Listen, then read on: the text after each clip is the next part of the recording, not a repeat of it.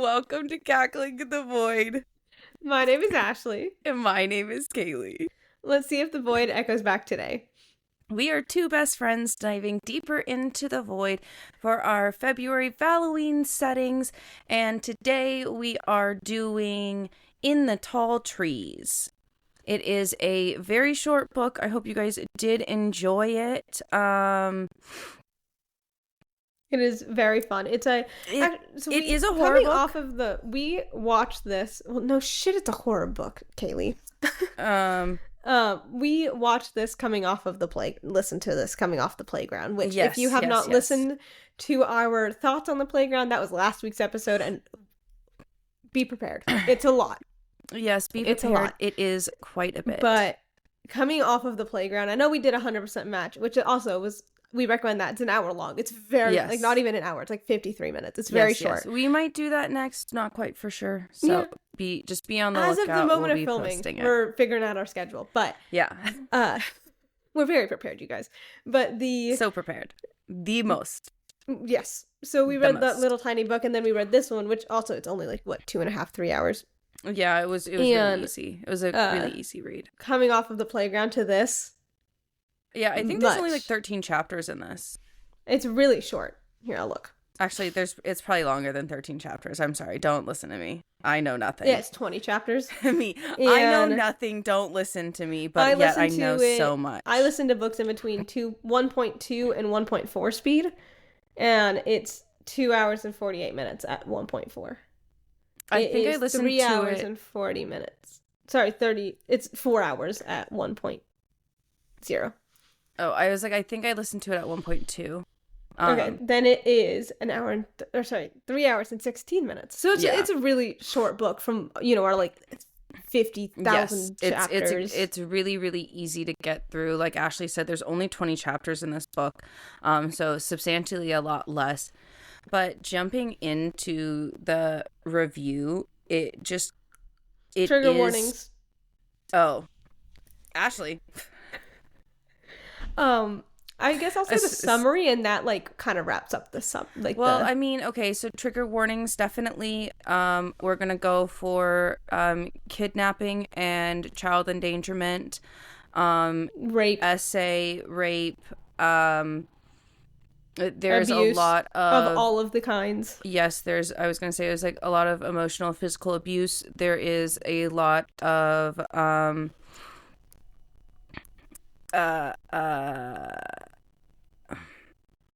traumatic imagery used. And it is from the child's perspective. And so that could be a little bit more triggering. Yeah. That it's from a child perspective. They don't say how old the child is, but grasping from what we know and like the details from the book, I would place this child around 3 to 4 years old. So a very, very young child. The reason why I wouldn't say that they're 5 yet, because I feel like they would be able to understand what's happening a little bit more around them if they were a little bit older. Yeah, I say she's in the 4 range. Yeah, I really do think that she's 4 I think 3's a little young. That's what I mean. I was like, I think she is 4 years old. But it doesn't actually confirm in the book what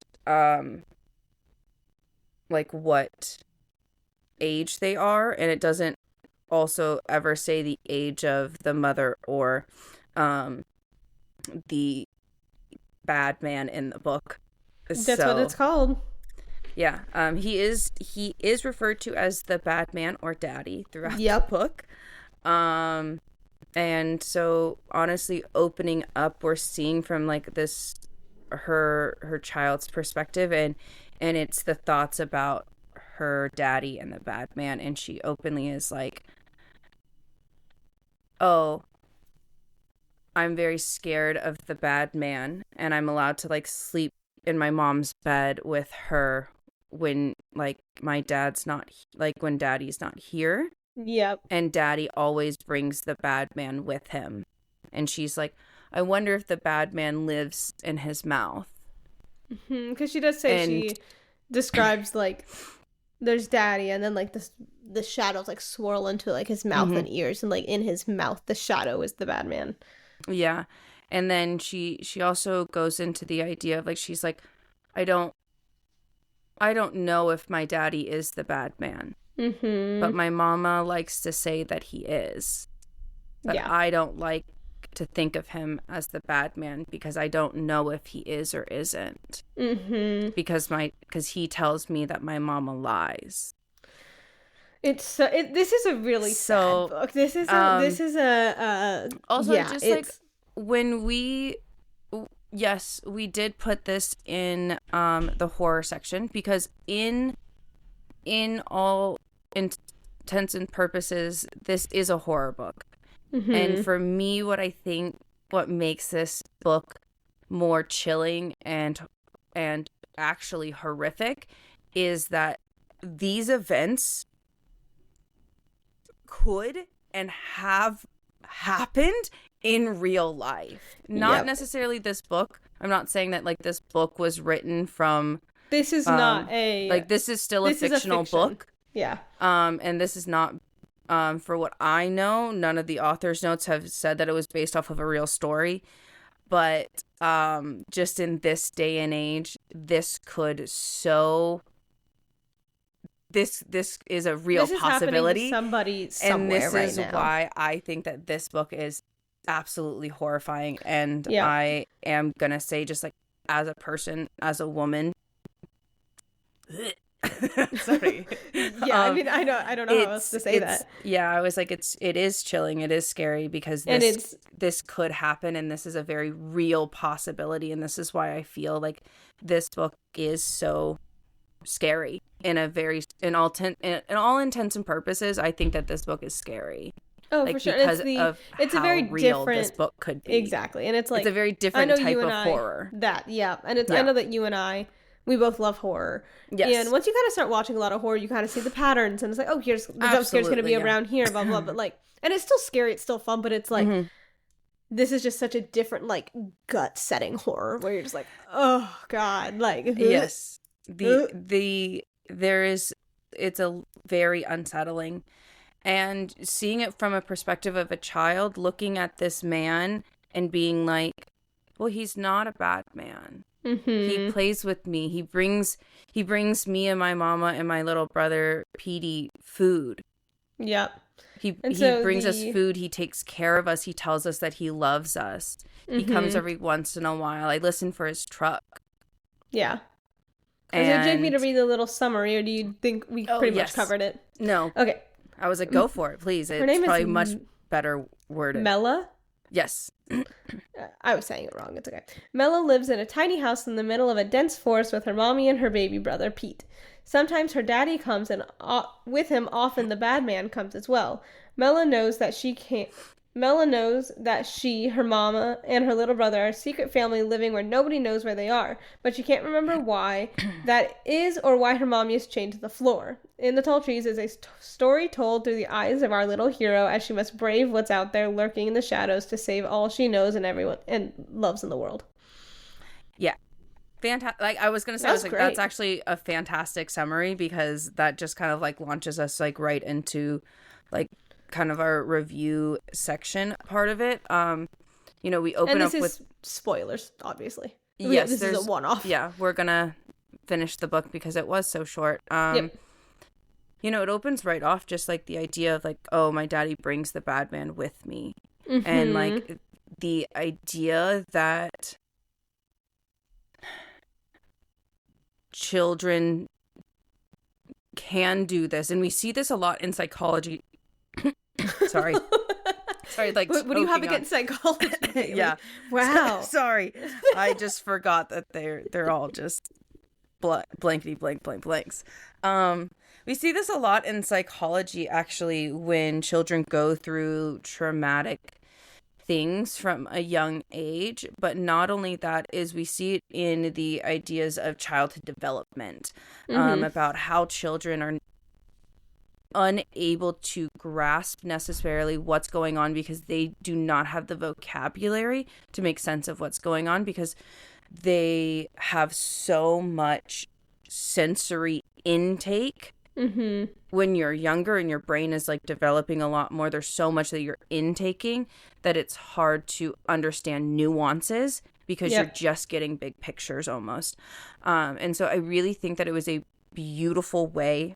That sounds so weird to say it like that. I think that it was a beautiful way to put it from the eyes of a child, of her believing that it's like this shadow thing that crawls into him almost, because, you know, she loves the Marvel series. It is like done throughout this book that like she like her daddy, this bad man, has like a thumb drive of movies that they get to watch, and like they do have power in this wooded house, but it's only electricity. They don't have cell service. It's too far out. They don't have like, you know, normal amenities in all certain terms. And just the idea of that's how she put it, because she doesn't necessarily want to look at him as a villain because she doesn't remember what happened, which is why I'm like, she is 4. Yeah. Because if a 2-year-old was taken, it's much easier to shift those memories. Yep. If that makes sense, because once again, it goes back into the child development of they're intaking so much. They mostly just get big pictures when they first, you know, when any child develops. Mm-hmm. And so, you know, we're opening up on that, but we're also seeing this woman chained to the floor. Yep. Like we're seeing that she's chained to the floor, and it's described in the book that her mother can only go so far on the front porch, and she can only go so far in the backyard. Yeah. So like she can't get up and leave ever. And the book opens with her dad sneaking up on them because he walked up the long driveway instead of driving his noisy truck up, because they hear him. They hear the engine. They hear him like driving up the driveway every time. And there is cameras in the cabin, and obviously the mama is surprised because the daddy and the bad man like the house in a very specific way. And so obviously if it's not clean, or if you know, breakfast isn't ready right away, or if food isn't ready right away, there are going to be consequences for her. And it's just like that very big thing. But the first day that we meet him and the book opens on is the day of the anniversary that they were taken. So it has been 2 years since they've been brought to this house and that they've been living there. Which is also why I say that she's 4 years old. Yeah. Because that would make a lot more sense in terms of cognitive development of a child. Once again, never had a child. I don't have a child, and I've never had a child, and will never have a child. But in all certain terms, I feel like that makes a lot more sense in terms of age-wise. Yeah. But it does open up, and we do find out that it is the 2-year anniversary of since they've been living there. And right away she's like, "Oh, why didn't you bring the truck up?" And he's like, "Oh, I wanted to sneak up on you guys and like see what you guys were doing." Yeah. And for Mela, from her perspective, she's happy. She's like, "Oh my gosh, like I love that." And she like openly says like, "Daddy, can I go get the truck with you?"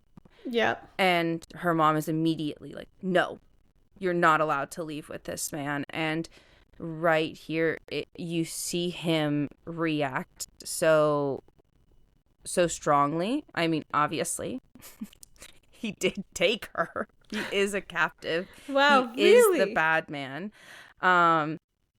And he openly is like, "I don't understand why you don't ever fucking trust me with them. Like, I'm not gonna let her get hurt." Like, and she's like, "Well, what about the river?" And he's like, "I'm not gonna push her in. Like, I'm not gonna like let her get close enough that like she'll get swept away. Like you always belittle me. Like, you're such a fucking bitch." Like, insane, sir. Right off the bat, he's like, you're just such a fucking bitch. Like, this is like, you are nothing. And it's just, and also in front of the child. I get I'm not gonna lie, there are some things where I'm gonna have to be like, I'm sorry, I need to calm down for a second. Because and so she's like, she's just obviously really concerned, and then she's like, she says, oh, well, I don't have to go if Mama doesn't want me to. And then he says to Mela, well, Mama's not the boss of us, and we can do whatever we want. And so he picks her up and carries her to the truck and then as they're going to the truck, she does say, I'm glad that my daddy carries me because we don't have shoes. Because we stay inside all day, so we don't need shoes, and it's a waste of money if we had shoes inside. But I can't go outside because of the pokey pine needles and the things on the ground because they don't want me to get hurt. So, like, the way this was written very much is the child's and the narrator. I know we say it every time, but they need credit. She did such a great job. Like, she really, her voice, like the way she did it was so good. And it just makes you like. The way author really painted such like a vivid picture of like this child going through this terrible thing, and I'm like, and it's hard because like on the second reread, honestly, I was like, wow, there's a lot more detail that I feel like I missed that I got from like the parents' perspective. This is why I'm like, you gotta reread things because it just, or like rewatch, reread, whatever, because it's just, you get so much more out of it, I feel like, on the second watch. And also, like I said, like this reread was really easy for me. But, you know, they're going to the truck, and this is the first time this little girl has ever seen this far away from this house. She openly says it. She's like, wow, I didn't realize how far and how long this driveway is, how big the woods are. And she gets scared at the sound of the river because she's never heard anything like it before. And she's like, oh, it's scary and it's so loud. And he's like, oh, you don't have to be scared, okay? He was like, but be careful because if you fall in, it might rush and like take you away from me. And then I would be sad. And, like, this guy is telling her that. And then they end up getting to the truck. And he puts her in the truck. And she's... also, a big thing about her is she's, like... she has these feelings of, I feel really happy when he's here. But I also get really sad. And I want to cry all of the time. And she's like, oh... Daddy, did you bring food? Because she realizes that he doesn't have any bags. And he's like, no. The other missus spent too much this month. And there was no money that I could get that she wouldn't notice to get you guys food. And he says that like that. He says it as in, the other missus spent too much and there wouldn't be any money left over that she wouldn't notice that I would have taken. Insane. And he says it like that. And like from a child's perspective, obviously you're not going to know this. And also, you know that you are the secret family. She knows that because she knows that there's another family, and she gets really choked up and she starts crying and she says, "But Daddy, I'm so hungry." And then she immediately feels this amount of guilt because she's like, "Oh no. I shouldn't have done that. I shouldn't have said that," because now his words are colored orange. And I love that this author did that. I love that there's something about the way that she wrote it, that I love the way that she uses color to describe from a child's perspective what she cannot describe because she does not possess that vocabulary. Yeah, she did. The author really wrote it as, and to describe like, emotion like that, I think that's so...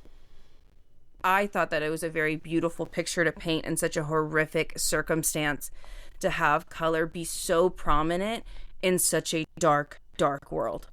And that's the thing that I really do love. And so, like, there's multiple colors that is, like, expressed that she uses to express emotion for the adults that she's like seeing and like intaking around her, because we're seeing it from her perspective, and that's why we see the fact that she gets like this huge rush of guilt, that she's like, I shouldn't have said that. Yeah, it's gonna make him mad, and the bad man's gonna come out of his mouth. Like his words are colored. Like his words are colored orange now. Yeah, and you know, you hear the car get faster, and like everything just starts rushing. Mm-hmm. And I know that you and I were talking about it, and how like blue is her happy, happy color. And I said it was interesting because I feel like, especially as a kid, yellow is very much like yellow. Happy faces is happy. Yellow this, like, and that's happy. Whereas blue is like always portrayed more as sad. I feel like more typically, like even if we look at Inside Out and their colors. Oh yes. And so it's interesting to me that blue is her happy for her age.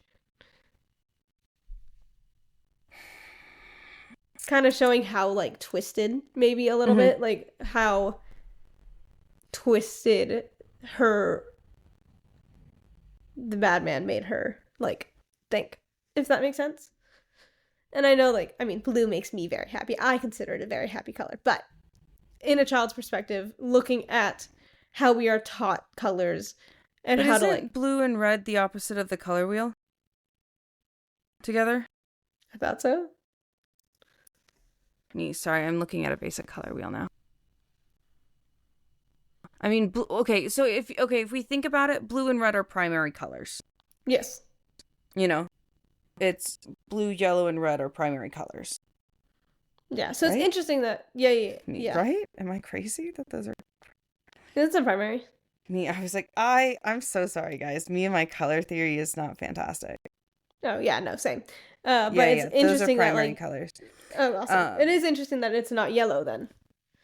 For happy. Just again for her age. Yeah, but she also uses yellow as like warning signs. Exactly. So it's like it's showing how like, to me, how like yellow's typically the happy, blue's typically the sad, where it's like it's twisted a bit. You know, like where it's twisted in the, hey, like yellow is supposed to be happy, like. And the fact that now you're seeing blue is happy kind of shows how she's sad all the time, like she said. Yeah, like the inner, that inner type of trauma and turmoil in that. But also she says that like she sees the most blue from her mom. Which means sad. But she's also like when my mom's the most happiest, I see blue come from her mouth. Interesting. You know? Yeah.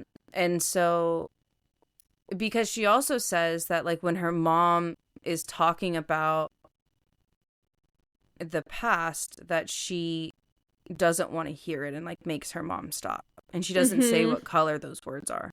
Yeah.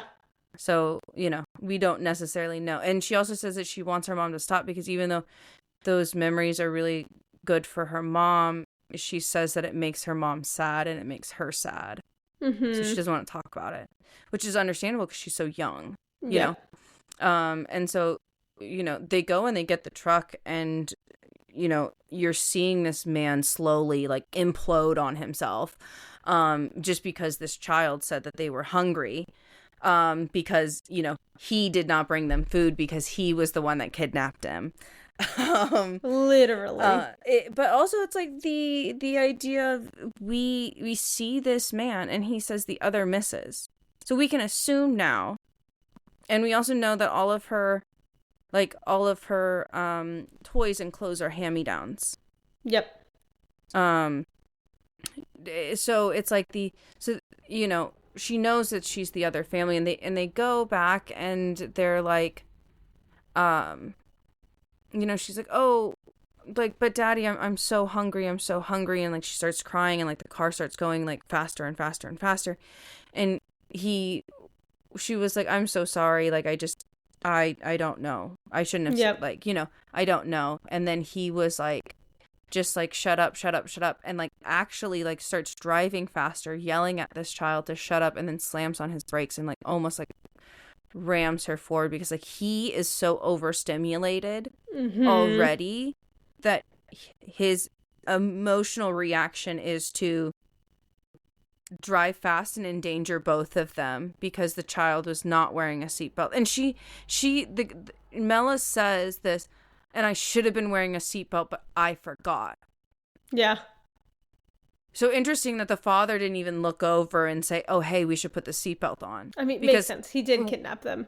Yeah, once again. I'm just like highlighting the idea of there is no fatherly instinct. Well, the fragile masculinity of just the idea that a child could make you that a child can make you that depends on adults could make you that upset to have that visceral of a reaction. I'm so sorry. I feel like there's something in my throat. It's probably me like throwing up a bit because of how disgusting this man is. Sorry. No, he is disgusting. Yeah, so it's like we see how he reacts, and then they stop and he slams on the brake and just tells her to like shut up, and then she's just there. Like you just hear her in her mind. She's like, I couldn't stop crying, but I had to, and she's just like also sensorily overloaded where she can't even process what's going on, and he's like, oh, actually I do have something for you, and like he gives her like a Reese's peanut butter cup candy bar, and she's like, oh, thank you, and like the mom runs out on the porch because obviously she hears the fucking car and is like, oh my god, are you guys okay? Yeah. She was like, I heard the car and I was scared that something happened. And he gets out of the car and is immediately like, there's nothing wrong. Why the fuck are you freaking out? And she's like, I thought maybe your guys' tire popped or something happened on the road. I'm so sorry. I just worry. And like, those are all very logical things to be worried about. But it's also like the idea of, I'm sure she also has the underlying feeling of, I have this little this little girl who is my child that is not his biological child. I don't know what's going to happen. Yeah. I don't know what's going to happen. I don't know if he's going to go out and hurt her. I don't know if he's going to take her away from me forever. Yep. Because she's not biologically his. I don't know what's going to happen. Yeah. And as a mom, I feel like that would be so horrific. And also like the fact that you can only go so far. Like you are chained to the floor. Like it's openly like she has a long rope. She can only go out so far on the front porch. And you know, it is that thing of like, he's just so upset already, and she's openly like, I'm so sorry, I thought something was wrong. And then just like immediate shift of like the little girl being like, oh daddy, like can we watch a movie? And he's like, of course, let's do that. And then it's like the I'll start making breakfast, I'll make something. And it's like she's still feeding him even though they don't have enough, you know? So she ends up making Spam and beans for them. And they're sitting on the couch and she, you know, gives that to them. And like, it ends up Melanie, she ends up spilling her beans because she's a child. Like, also like there's certain things like of this book that I'm like, in a normal circumstances, you should be able to say accidents happen. It's okay that she spilled those beans that like up on your arm and like on your jeans. But he and, like it can be frustrating. You know what I mean? Yeah, absolutely. Like if a child did that, I'd be like, dang it. You know, like it'd just be like I'd be frustrated, but I wouldn't you know, abuse a child over it. I mean, but here's the thing: I wouldn't even is like he doesn't. We never see him. It is never actually physically described that he ever touches her or hits her. Never. But there's certain things where we're like, okay, yeah, like at there night, are certain things she describes like the bad man lurking in the shadows and like the shadows coming up and like grabbing her toes, and we're like, okay, like what's like, actually happening? Yeah, there's a lot of things that are described that like, oh, like the shadow's over me, the bad man's on top of me. We're like seeing a lot of that. She starts screaming and then her mom rushes in and then all of a sudden then her dad's like right there, and like as she's like screaming and he's like, what the fuck, why are you screaming, like what's going on? And then he goes into the next room and beats her mom. Like, yeah, literally. I remember reading this book for the first time and like that scene happening and me just going like, holy shit. Yeah. Like this is just it's very well written, and I really actually do really like this book. It was really good. I'm not gonna lie. It was a really fantastic book, but it is like there's those moments where you're like, okay, like yeah, it was just like the oof. Because like even I'm not even trying like to say the Bean situation about how like it was just so very much. She was like, I'm so sorry. Just go take a shower. Let me take your clothes and I'll wash them. And the immediate thing was like, what the fuck? I came out here to relax and get away from like this other bitch that is literally just constantly nagging me all the fucking time. And I came out here to relax and to get away from the stress. And now you're causing me more stress. And it's like he takes out his anger and like the unwanted feelings that he's feeling that he cannot process on them all of the time. And it's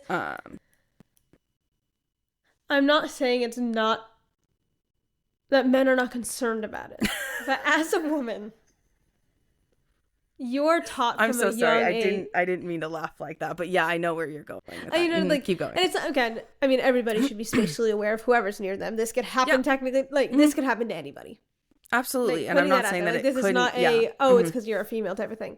But as a I remember as a young girl being taught, hey, be careful of this. Like we are so absolutely ingrained in us to be so aware of what other people want and other people's needs, as well as making sure that boys or men around us are happy and content. Because that's what patriarchy does. Yeah, literally. And it's sorry, I'm gonna throw it out there. And I remember as a kid, it was ingrained in me of hey, watch out for strange men, they can take you. I remember that as a kid. And but watch out for and as you get older, obviously you get more and more details of what happened. Why. Of why. But of why you should be so fucking scared of I men. remember as being Mel's age, them being hey, you need to let us know if you see strange men. Or just really hey, maybe you should not wander off with crazy because people. Someone can take you. Exactly. And it's I know that they kind of teach that to every kid, but as you get older. Yeah. But I just remember being really ingrained in me as I got older and older and older, and so now it's but also it's the time that we grew up, because back 70s, 80s, earlier, it wasn't a thing until murderers started popping up, and you know what I mean, until really big cases happened and things like that. We were just talking happened. about that Ted Bundy, the Night Stalker. We were just talking about it. But I'm saying that this book is also a fantastic example of why every single woman, hands down, would always choose a fucking bear. I don't care. It is one of those things where it's this book is one of the things where I'm yeah, this is why.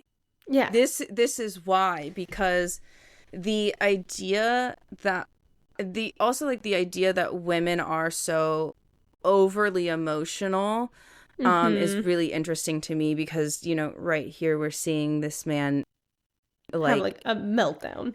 Yeah, have a meltdown and and just be unable to process, and just the radicalization of thought is just so it's crazy to me. It's insane.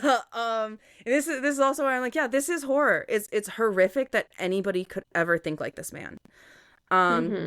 And also, you know, we're like, if you think about statistics, unfortunately, you know, men do commit a greater amount of crimes, and as well as they commit a greater amount of violent crimes.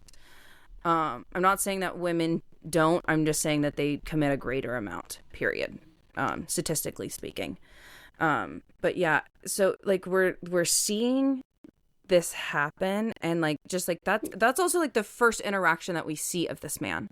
The second time we see him is like a couple of, like, I want to say like he comes like maybe like once a week, once every like week and a half. Yeah. Because but like she did also say, like she said like, oh, it's been 8 days since daddy came, and normally he comes more. Yeah. So I'm like, I feel like he comes at least like once a week, maybe twice a week if he can. But it's also like, this man has a whole ass family. I just want to throw it out there. This man has I know that we've talked about this family. It's the and kids. Like he has 2 kids. He already has 2 kids with this other lady. I know that you and I were talking about it. And it was he has a whole ass fucking family. I know of this one story where someone was married for like 25 years, but then like lo and behold, he had a whole nother family for 20 years in Florida, and obviously they both divorced because the one in Florida, they were engaged. He was married to the one in wherever they lived. And are we talking about that Reddit story? Yes, we are. The salesman? Yeah. Yeah. And I'm like, dude, like 20 I love that. I was like, are we talking about that one? Yeah. I don't know how he could keep that up for 20 years. And I'm over here like, how can you? That's not even kidnapping somebody. Yeah. That's just cheating. That is literally just cheating. Not that, please this don't man. Cheat. That is not great. This Do not man cheat. just was cheating on his wife. Like had a whole ass family in another city. That's insane. I don't know how he pulled that off. And not letting either of them know. I would be so tired. I wouldn't be able to go a day. I mean, he travels a lot for work. And quote unquote. Dumb. And but like, but yeah, like the fact that he has a whole ass family, and he like, there's a difference between cheating and the other family kind of doing their own shit, and like having a family in the woods locked up cheating, like insane. That is wild. I don't know how.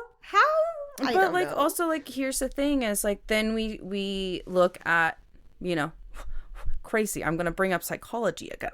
Oh my gosh. Insane.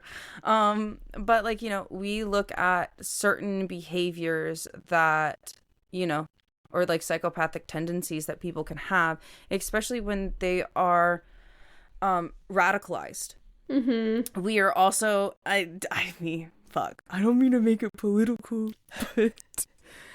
but we look at the radicalization of what's going on, because later on in the book we do find out that this man is in a whole ass fucking Facebook group with other men that are also doing this across the country. Fuck, I forgot about that. Yes, they are stealing women. Jesus Christ, I remember putting them in that cabins, impregnating them because they think the world is going to end. So they're creating communes across the country so that they can be a self-sustained society, and then they're going to sell their fucking children off to each other. That's why also this woman is terrified that she has a daughter right now, because she openly told her at the end of the book, she's like, they already have somebody picked out for you. And I do not want you to be a woman that is chained to the floor and only told that they are meant to have babies. And I know that like I get really choked up over that, but I'm like, that's fucking terrifying. No, also, once again, this is why I'm like, this book is horrific. But it's also we're seeing I was like, I'm so sorry. That like really like just like, but like honestly, like, but the idea like being a woman and like the idea of being like chained up, like, I can't. No, God, I can't even think. I just like have this like overarching like feeling. Like, it really does, like, and get also, me. Reading this in 2026, into like where we are now, and the rise of this like culture of these men just like it's scary being like following Andrew Tate and stuff like that. Like, it's also insane. Like, we're seeing I don't know now. I don't know now. Maybe having sex with your girlfriend is gay. I don't fucking know. But it's we're seeing this, not specifically, but I wouldn't be shocked. But like, we're not seeing this specifically, but we're seeing this rise of like men being like, oh no, like, you're just supposed to have my babies. And like, it's scary. Worship and it's me. terrifying. Like, and we're seeing this really like, why are we going back into like the 40s and 50s, guys? Like, this is insane. And even then, we're going like further. But here's the thing: back. is like in the 40s and 50s, like women's rights wasn't necessarily a thing. So like I understand like why women did marry, because they were not allowed to own property. They were not allowed to have businesses. Like, they were not allowed to have bank accounts. We're going and back. So like, yes, I understand what you mean. Like, we are reverting, because like now we're seeing this literal attack about how women should not be voting. Like, the fact that that's like even a thing that is now mentioned, that people are like, oh yeah, women should not vote. And I'm like, that's fucking insane. That's insane. Like, you know, people of color should not vote. That's fucking insane. I just, sorry, it gets me so upset, bad. And I'm so sorry. Pause. And so then also this man, I don't even remember what we were talking about, but this man like openly says like, I mean, we were talking honestly about how scary it is that I'm going to openly say it, that red pill content is a thing, and that Andrew Tate is an actual person that exists. Yeah, like, this scenario is 1,000% happening somewhere because men believe that this concept wild. Anyway, but this man also fully believes, like, he says like 2 years ago, like, since he put Pete in there, like, since he impregnated. Well, yeah, because he was like, oh, your mommy shouldn't be under so much stress because she's pregnant, and she, you know, and Mella's like, well, what does that mean? Yeah. And he's like, oh, well, that's when a baby is inside your mama. And she's like, oh, mama's pregnant. And like, she's excited because she learned a new word. Yeah.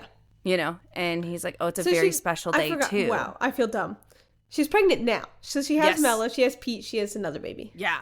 Hate it. Too much baby. I mean, good for people that want baby, but like, also, that's someone that wants that's a rape baby. And then this is another thing that like we like should discuss. Like, it's one of those things where it's like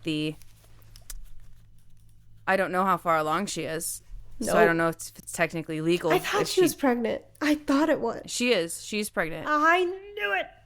She is pregnant. And it's very openly in the book that she is pregnant. But I'm like, I know this. I don't care. It doesn't actually sound bad. If I could, I would abort that baby. Absolutely. I'm so sorry. I'm not keeping that baby. No, I know that sounds really bad. Even if I was forced to carry it to term, I'm so sorry, but that baby needs to leave. The baby needs to be up for adoption, because I physically would not be able to physically or mentally take care of that child the way that child deserves to be taken care of. Exactly. Because that child is a result of what happened, and it's not the child's fault. But I don't think I could look at that child. And you wouldn't want to give the child that time. Like, you'd want that kid to have as much love as it can. I couldn't do that. Yeah. So I'm like, first of all, if it is possible, you should definitely abort that baby. If it's not, please don't keep that child. Yeah. Like, and I know that there are people and there are women out there that say that is fundamentally wrong, that you should always keep your child and that you're going to love that child no matter what. I don't. No amount of faith could ever change my opinion, because it doesn't matter how much you fucking try to pray depression away or pray trauma away. It doesn't fucking work like that. And I'm so sorry that your sky fucking daddy is not perfect. I'm Someone called him Sky Daddy. God, who was it? It was someone that I was like, I need to tell Kaylee because she would find that funny. I do call him Sky Daddy sometimes. No, but it was a person that I was like, wow, Sky Daddy, if Kaylee heard that from this specific person, Kaylee would be laughing really hard. And I forgot who it was. Yeah, I don't know. I don't know how I got that one, but yeah, I also really sorry if I offended anybody. It's not that we're making a religious or like a religious stance. I am making a political stance. Everybody fucking knows where I stand. I feel we both stand in the same. Yeah, we make it quite clear of our opinions. Yeah, but you know, I don't think I could keep that baby. But yes, she is pregnant, and Mela is extremely excited that she learned a new word. Mm-hmm. She's very excited about that. She's like, oh my gosh, like that's so cool. Yeah. You know? And that's why I'm also like, she's learning new words and she's still like learning like how to count and like she knows that she can count up to 28 because she has 28 toys. Yeah. She has 28 toys and 17 blocks. Very developmentally stunted, obviously. Well, yeah. But still, she's also acting like a 4-year-old. Like she just, to me, is 4. Like there's no way she's 3, there's no way she's 5. She's just 4. Forever 4 in my brain. Yeah. In my mind, she is 4 years old. Yeah. You know, and we're seeing him like, you know, obviously get so upset about the fucking beans. He leaves for 8 days. They're running out of food. Yeah. They are running out of food, and she's openly like, we ate all of the beans. Like there's like almost like nothing left, and it's scary because what if Daddy never comes back? Yeah. And this is a fear in this child's mind that is a constant fear that is highlighted throughout the book about what if he doesn't come back, because that's what he threatens most of the time. He's like, I'm going to leave and I'm going to leave you out here and you're going to starve to death because I'm never coming back. Yeah. And it's also like, even if like, let's say he didn't choose to never come back, what if he got in a car crash and died? What happens to these people? You know what I mean? So it's just... No, yeah, absolutely. But also like the fact that is like a threat that is being made all of the time. Yeah, but it's also and like, it's like poor 4-year-old should not be worried about that. Yeah, we're not hearing like what he's necessarily saying all the time to this to like the mom, like this woman, but like we hear enough. Yeah, I was like, we hear enough, and I don't think any of it is gonna ever be good. No. And so like, you know, it is like one of those things where it's like he didn't come back for 8 days. They're almost running out of food. And like when he does come back, he does bring like the truck up and everything. And she's really happy about it because like there is. And he ends up bringing them chickens and like a chicken coop and things like. And he brings a chicken coop and chickens, and he like takes it out of the truck and then like looks at this woman who has a fucking collar on and says, "It's too heavy. I need help pushing it through. Can you get it?" Yeah. And you're seeing her reach and you're seeing her stretch and you're seeing, oh God, like the little girl is like describing it and she's like, "Oh, I grabbed a box because like I can carry it now," and Daddy wants her to like get the coop and like grab like the cage that like the chickens are in, and Mama's like pulling at it and like she's twisting and she's like contorting herself and she's like making noises and she's trying to reach and she's trying to get it and she does grab it and she's pulling on it but it's not fucking moving. And she's like, and she openly says, "Oh, Mama, I can help you. I'm a big girl and I can push it now because I'm so strong." And her dad holds her back. And and he's like, "No." Yeah. And you actually like get the point of like, she's like, Mama's making the sad noises, the contorted noises that hurt her. And looking at Daddy's smiling. Like he's enjoying watching her. Yeah. And for me, yes, we're getting like a point of view. I'm sorry that I touch my face so much when I get overwhelmed and like I literally do sometimes just want to peel my face off. I mean, so valid of you. But like, you know, watching this like sadistic man get so much pleasure out of this woman struggling. It's sick. It's disgusting. It is so... It's one of those things. And it's so hard seeing it through the child's point of view. Because it's obviously, like, people that grew up with abusive households and, like, parents that were fighting and stuff, like... Yes, you can remember it, but there's a difference of, like, just sitting with it and seeing all the details and, like, just being in that kid's head. And you're just like, oh my gosh. Like, I just need to, like, go, like, oink. Yeah, and it's also, like, we watch her because she's, like, struggling because she's like, I just want to help her. Like, I just want to do it, but I feel like if I move, I'm going to get in trouble. Mm-hmm. And she's like, oh, I really have to go to the bathroom, but, like, I feel like I can't move. Like, I'm, like, almost, like, you see this child around this man get paralyzed with fear quite often, and she's scared of doing anything wrong, and she's like, oh, but, like, I really got to go to the bathroom, but, like, I can't run, but I want to help my mama. And, like, you can see, like, this woman, like, pulling and pulling and pulling, and she can't, and she's, like, literally choking herself because she can't do it. And this man, he, like, gets upset, and he's, like, actually goes over and figures out, like, the cage is, like, caught on a nail. Because he tries to push it, and it doesn't move. And then he, like, picks it up, gets it off the nail, and doesn't actually move it any closer. He just picks it up and, like, puts it to the other side of the nail. Yeah. And, like, she ends up, like, being able to get it, and, like, she drags it through the house, like, to get into the backyard. And she, you know, and you see, like, Melanie, like, put the box down and, like, run to the bathroom. And, like, her mom, like, as she's going, she says that she's like, I, like, you know, as, like, she's going to the bathroom, she's like, oh, I feel so much relief.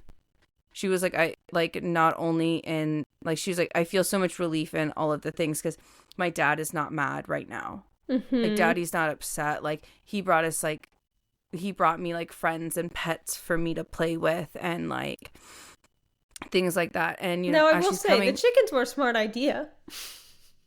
Well, if you really don't want to see this family and, you know, not let them go. It's not, I don't think that he doesn't want to see the family, but the idea is to build a commune. So you need to be self-sufficient. Oh, you're right. So regardless, he was going to start bringing livestock and farming equipment because, like, you know, they have a backyard. I don't know if they have a garden, but but also, like, his idea for the chickens is to have them, like, go out of the yard into free range. So because he openly says, he's like, I can't bring chicken feed every single time. So they're going to need to go free range. So you're going to have to keep them in the cage for, like, a little bit before letting them out and, like, go around. But they could be in the yard because they have a fenced-in yard. Yep.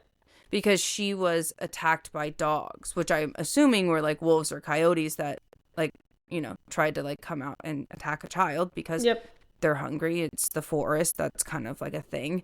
I don't know much about the animals in the woods of Oregon, but I feel like they're kind of similar, you know, like when a child's like, oh, it's like a dog that, like, tried to, like, come out and eat me and, like chase me. It seems like, you know, it would be an animal like a wolf like that, or but a coyote it also, or something. Yeah, but it's also, like, I guess it could be a stray dog. You're right. It could be a stray dog. Not that you ever said that, but, like, you know, it could be. But I'm just saying that it's most likely, like, a wolf or a coyote that, you know, was around. But, you know, his idea is for these chickens to free range. But, you know, she's coming out of the bathroom and she's saying, like, how much relief she's feeling because, like, you know, the colors coming out of his mouth are normal. You know, they're not black. They're not the bad man. It's not the shadows seeping from his mouth. You know, and he is, like, talking to her mom, and he's like,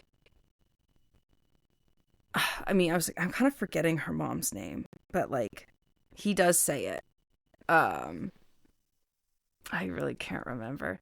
He says the mom's name. I think it's, like, Claire. I want to call her Claire, but I don't think that it is actually that. But, like, you know, she kind of scratches up the floor, and he's like, you better, like, he was like, you have to buff out these fucking scratches on this floor. I can't believe, like, you like, fucking scratched the floor up like that. And she's like, I'm so sorry. Like, I'll clean it up. Like, I'll do it. And he's like, you better, and it better, like, buff out. And I'm like, in my head, I'm like, But also it's like Melanie knows to keep her toys up, because if she doesn't and he like steps on it or gets in the way, he like throws it into the woods, or like so far, or he like takes it away and he like disposes of it, and it's like so far out that she can't get it, and her mom can't go get it because she's tied up.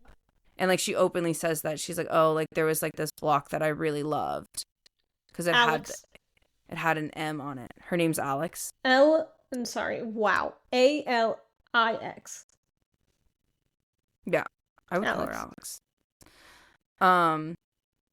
But you know, he's like, he refers to her by her first name, and then, you know, continues to berate her about this, and like, you know, and then Melanie goes out to the chickens, and you know, she names one of them Iron Man, and the dad was openly like, hey, like, just let you know they're all girls, and she was like, I don't care, I want to be Iron Man, you know, I'm a little girl, and like, why can't there be, like, she's like, I want to be a superhero. And like, this little girl really does, you know, and like, she's like playing, like, she's like outside, and then she realizes that like the door like was closed, and she's like, oh, if daddy closed the door, I need to stay out here for a little bit longer and not come inside. Yeah. And like, she's like, yeah, I hear my mom plead a lot. Like she's like, please stop, like, let us go, like, please don't do this, please stop hurting me, like, constantly. Yeah. And you know, she's playing with these chickens, and she's like, oh, I'm so happy that like my daddy brought me friends to play with. She's like, oh, I don't mind staying out here as long as I have to, because I actually have something to like entertain me, like I'm not getting bored. Yeah. Almost. And like, you know, then you see them go in for dinner, and she's like noticing like on her mom that like her mom has like a split lip and her eyes swollen, and like she's, you know, acting happy. And she also says it that she's like, oh, sometimes my mama acts happy around daddy, but he gets upset because he knows that it's fake too, and that's why she's a liar. Yep. And I mean, this book, man, it's very well so done. like, you know, she's talking about, she's like, I don't know, like, I do feel like my mom lies because when she's with daddy, she lies all the time. And it's really hard to like hear, because like we know it's very clear what happens. Yeah. When that door is closed. And yes, this child is not witnessing it, but it's very fucking clear about what the fuck is happening behind that door. And like, yeah, you know, this woman is being like beaten and raped every single time that he comes. Insane. Every single time he comes. And like also like the mom openly says, well, I don't know what we would do, because if we ever got hurt, there's not a hospital close enough to get to if one of these kids get hurt. Yep. So like, that's also like a big thing. Like, she knows that there's not people around. Like, obviously they can scream as much as they want and nobody's going to hear them. Yeah.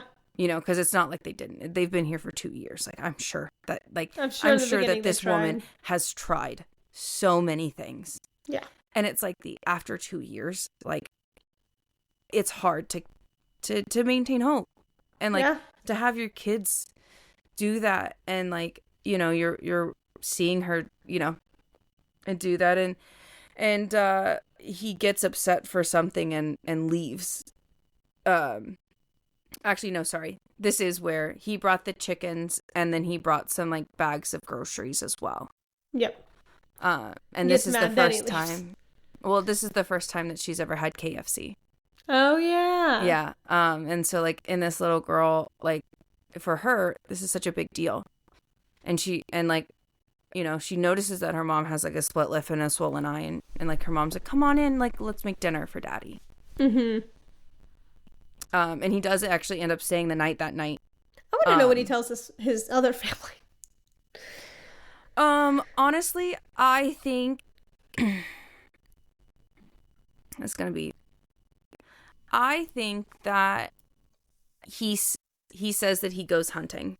That makes sense. If I'm going to just say, oh, the area that they're in, the way that the book's set up, the type of truck he has.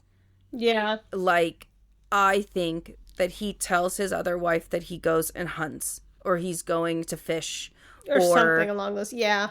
Yeah, because I don't think it's for business. No. I don't think he stays long enough for, like, a business trip. Because it seems like he only stays a single night. Yeah.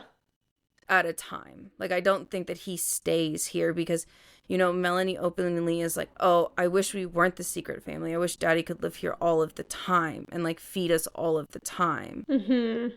But, like, he doesn't stay here at, like, long because he has the other family. Yeah. He has his not secret family. And so even the fact that the kid knows, like, that's just such a hard concept for a kid to understand. Well, I mean, it's the... Like, okay, so easy to understand, but hard to, like, deal with. Because it's the, why aren't we the secret family? Like, why can't we all just be out in the open? You know, like, it's just, she's at the age, she won't understand. But it's also, like, you're kidnapped. One of those things where it's, like, that's such a good manipulation tactic, though. To, like, say that you're a secret, because when you're that young and you're that kid, it's the, oh my gosh, shh, it's a secret. Yeah, and it's, like, fun and exciting and, like, oh my gosh, it's okay, like, it's just a secret, like, it's not a big deal. But, like, when you actually think about it, your brain fries, it hurts. When I actually think about what's happening in the book, it makes me, like, I'm like... You're just like, let's just claw our faces off. And you know, like, she, you know, like, she openly is like, oh, I've never had KFC ever. Like, this is the first time that I've ever had this, and, like, it's so good and it's so flavorful, and it's like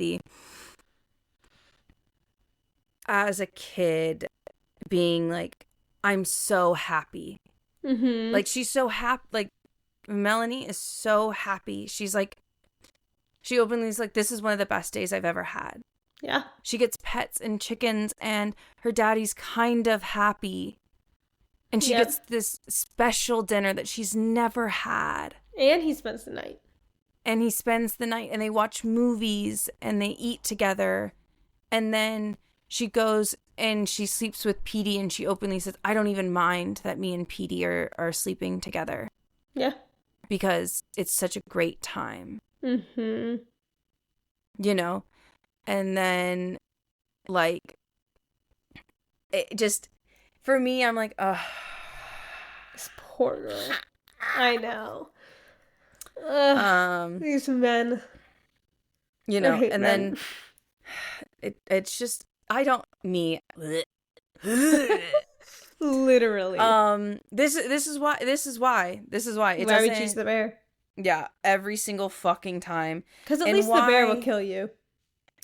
You know what? No. Actually, but even then, I don't think they do shit. The bear would leave you the fuck alone. It would. You scream at the bear and tell it to fucking leave, it'll fucking leave. Yeah. Okay? It fucking leaves you alone. You'll probably still survive in the thing. Honestly, you could probably walk up to a bear and, like, be like, hey, bro, can I sleep in here? And he's gonna be like, yeah, sure, why not? You know, like, at this point, I feel like the bear would house you and feed you better than a man ever fucking could. Absolutely. Me, I'm like... You just befriend the bear, and it'll bring you fish. It's like the... Oh, God, I hate this. It's a really hard... Yeah. And so, like, you know, Melanie has a great day. And it's so... crazy to think that is a great day for her. You KFC? Know? I mean, KFC is not that bad. Well, for the first time. For the first time ever in your entire life, you've never had anything but basically spam and beans, spams, and egg. And, like, other canned foods. Yeah. You know, like, you're living off of canned food. Yeah. No, KFC would be great. Like, so canned food comparatively to KFC, that's amazing. You've probably never tasted anything in your life like that. And she's openly said, like, this is the best thing ever. I've never tasted anything in my life. Like, the skin's so crunchy. Like, she's never had the texture because she's only ever eaten out of a can. Yeah. You know? And so it's like the idea of that. And then, you know, she's like, oh, I don't even mind. And, like, he leaves, and, you know, she, like, the next day, it's, like, her and her mom, and, you know, fast forward a couple of days, because, like, there's a lot of time skips in the book. A lot of time skips. So it's, like, it opens up on the day of their 2-year anniversary, and the day that, like, she, like, the mom first gets raped, and, like, the day that, like, they first get there, and, like, there's so many things about it. That, like, is happening that I'm like, that's crazy. And she's, like, openly says she like, you know, kind of is like, I'm scared that he's never gonna come back, and, like, I'm scared that, like, this. And she's like, she's like kind of telling her kid, like, he's a bad guy, like, you shouldn't trust him, he's not your real papa, and, like, things like that. And then he, like, sneaks up on her saying that, and he obviously kind of loses it. Just and said, just a little, and just starts, like, yelling and, like, pushing her, and, like, openly, like, you see this from, like, her perspective, and she's scared. You know, this child is scared, and she's like, Petey's scared, and, like, she was like, I've never seen so much red come out of somebody's mouth. And, you know, obviously it's one of those things where it's like, this is starting to happen, and she's like, oh, I had to pick Petey up, and, like, we slept together in the same bed because it kept going. And it didn't stop. And she was like, she was so scared that she slept in Petey's bed with him, and, like, they basically cried themselves to sleep because, you know, Petey was crying this entire time as, like, he's not only, like, yelling at Alex, saying, like, she's a piece of shit, and also he openly taunts her. He's like, you know, they're not even looking for you anymore. Like, he doesn't even fucking care about you. I heard, like, he's shacked up with some woman, and they're posting about their happy fucking life on Facebook. He doesn't give a shit about you. You are nothing, and you mean nothing. And, like, I get upset. Like, it makes me upset. Sure. It makes me really upset and, like, very emotional, because I'm like, how dare you? How dare you tell anybody that? How dare you say that? How dare you fucking think that? Like, how fucking dare you? Yeah. And, like, she, you know, obviously, like, you don't know, like, what's happening behind closed doors. I'm sure that she's fighting back. Like, I'm sure, like, she's not, like, she's trying to, like, let this not happen. Yeah. But, like, in the process, like, you know, after a while, there comes a point where it's just okay, I'll just be here. Yeah, but it's also, like, the idea of, like, you know, this happens for hours to the point where these kids cry themselves to sleep. Yeah. You know, she wakes up the next morning, and she realized, like, you know, Melanie wakes up the next morning, and she realizes, she's like, oh, it's kind of late. And I know that it's late because the sun is out, and it's hot in the room. And, like, the sun is so bright. And then she's, like, hearing the sound of water. And she's like, oh, I'll creep out into the hall and see, like, who, what's going on. I wonder if it's Mama in the shower. And then she's like, oh, her red rope isn't there. Yeah. You know, like, her you know, her rope chain isn't there. And so, like, she's like, I wonder where she is. And, like, she's like, oh, I wonder if she's, like, looks, and she's like, her rope's not leading into the kitchen. I wonder if she's in the backyard. And, like, she's doing that, and, like, she's trying to look for her mama, but she's like, oh, well, then it must be Daddy. Like, it must be Daddy. But then she's like, I really have to go to the bathroom, and I don't want to walk in there because what if Daddy gets mad? You know? And she's like sitting there like contemplating of whether or not she should go into the bathroom or wet her pants. And she's like, well, I have to go in the bathroom because if I wet my pants, there's going to be even more consequences. Yeah. And so like the fact that like this 4-year-old child has like a concept of like consequences, potty training, and like the idea of, oh, if this happens, like children are potty trained by in their 2 to 3 range. I don't know when you potty train a child. I think it's 2 to 3. I'm gonna look it up. Don't quote me on that. I mean, I'm gonna be so for real. I don't fucking know. I put her at 4 years old because I feel like 4 is where like you have a lot more like cognitive sense, where you can form sentences, you learn to count, and like in between. Typically, children show readiness in between 18 months and 3 years old. So 1.5 to 3-ish. 1.5. That's young. Yeah, I don't know. But like that's the thing is like, but here's the thing is like, yes, you start potty training at that young, but like 4 and 5, you still have accidents. Yeah. Like they're still in pull-ups, you know. It's not like they're not. Well, I mean, like, I shouldn't say that they're still in pull-ups because like some kids don't wear pull-ups in general, but like, you know, in terms of that time, like, you know, they still have accidents. Like if they wait too long, it just kind of happens. Like, yeah, because they don't have. It's also like muscle control. Like there's a muscle that like holds it together. Obviously, so, you but they don't know. Go to the bathroom. Like, you know, but it's also like they're a child. And it's also like you're tired, and it's that muscle isn't trained yet either. Like you have to train that muscle to like be able to do it. Yeah, and so like, you know, she slowly opens the door and like she goes to the bathroom, and then she realizes something. She's like, oh, the water doesn't sound like somebody's in there. Mm-hmm. Like the water is just whooshing. It's not like whoosh splash, whoosh splash, whoosh splash. Yeah. It's just whooshing, like it's just on. And it's really interesting, me in my mind, in the concept of it. I'm like, it's so interesting that like he turned on the shower to like beat her even more because she was being so loud that like he wanted the excess noise. That's wild.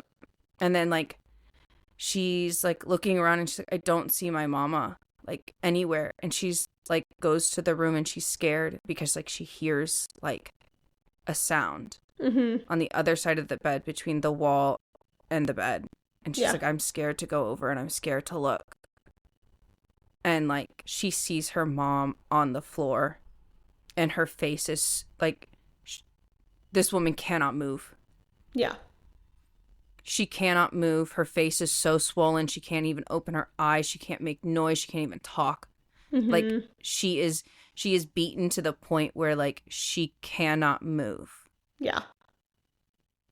Mind you, this woman is fucking pregnant. With 2 young children. With 2 young children in the house. Yeah.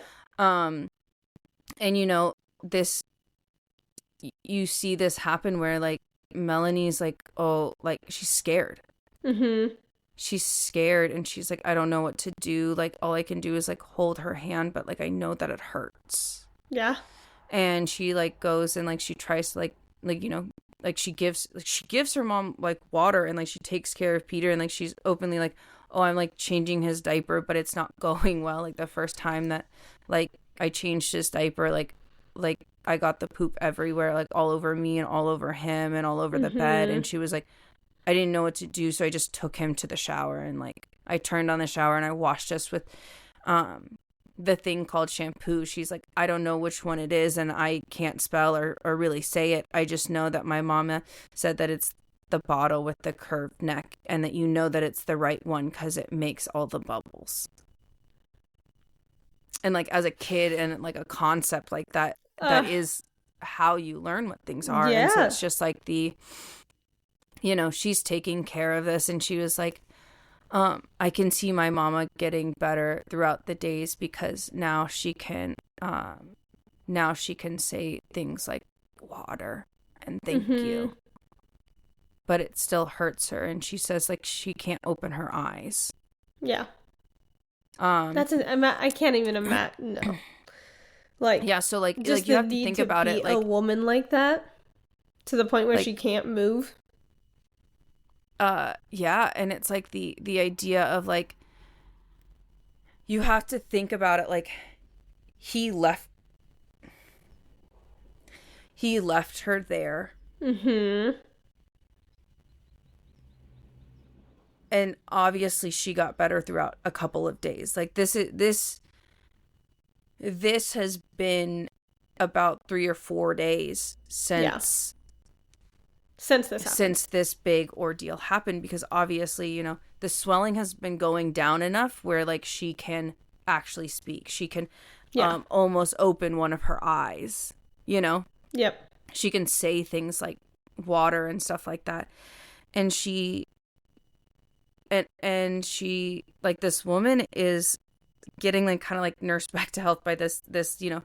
And the reason why I say like she's 4 is because she has concepts of being able to open a can. Because at 3, I don't think you can open a fucking can. That's why I'm like, she has to be 4. She's obviously not in pull-ups, but she is still having trouble controlling her bladder. But she can. She has enough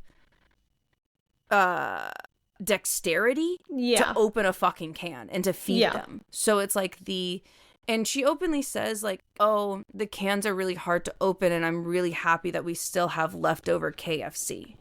Mm-hmm. You know, and they're eating the leftover KFC. So clearly this happens like within a couple of days of him bringing the KFC and the chicken. And, you know, the mom is like being able to open and like talk and like kind of looks at Melanie, and Melanie says yellow starts seeping from her mouth. Mm-hmm. And she says, like, you know, and like this is where like my heart hurts so bad, because, you know, we're seeing like even like just like imagining this woman chained to a floor. Mm-hmm. And she cannot move for days because her body is so broken and bruised, and she's carrying a child. Like, I was like, mind you, she's fucking pregnant. Yep. With her 4-year-old child, trying to nurse her back to health, and she's looking at this child and she's saying, I'm really sorry, Melanie, but you need to listen, and you need to listen really hard and good, and I know that you don't want to hear this. Yeah. I mean, like, you're like, I remember reading that, and just like this whole scene is just like, my heart was like, it hurts. Oh, it God. hurts. Like, it physically hurt. I was like, oh my gosh, like this poor kid, like this poor kid, this poor woman, this like, there's nothing but like just to say like my heart hurt. It openly, I was like, this is. Yeah, and I know that he, it's a lot. He thinks Petey's also his. Like, she does say that too. She's like, Petey, he thinks Petey is his, but he's not. He can't find out. Like, if he finds out, I don't know what he's gonna do. Petey was already in there. Petey was already in there when it happened, and like she, and this is where it comes out. She says, that man is not your daddy. Mm-hmm. You have another man that loves you and that would never hurt you. And you called him Papa.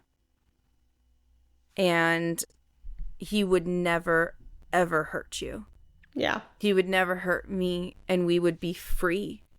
Mm-hmm. And she's like, and she openly says, she was like, I didn't want to take that away from you. She was like, I didn't want to take that away from you because you get so happy, and I try to be so happy, but it hurts me to watch you love him. Yeah. And I'm like, yeah. Absolutely. Like, I as an adult, trying not to take that away from a child that literally has nothing else, but like watching her love and be happy to see this man that only hurts you. Yeah. That causes you so much pain. And then just like, not only that, is seeing the fact that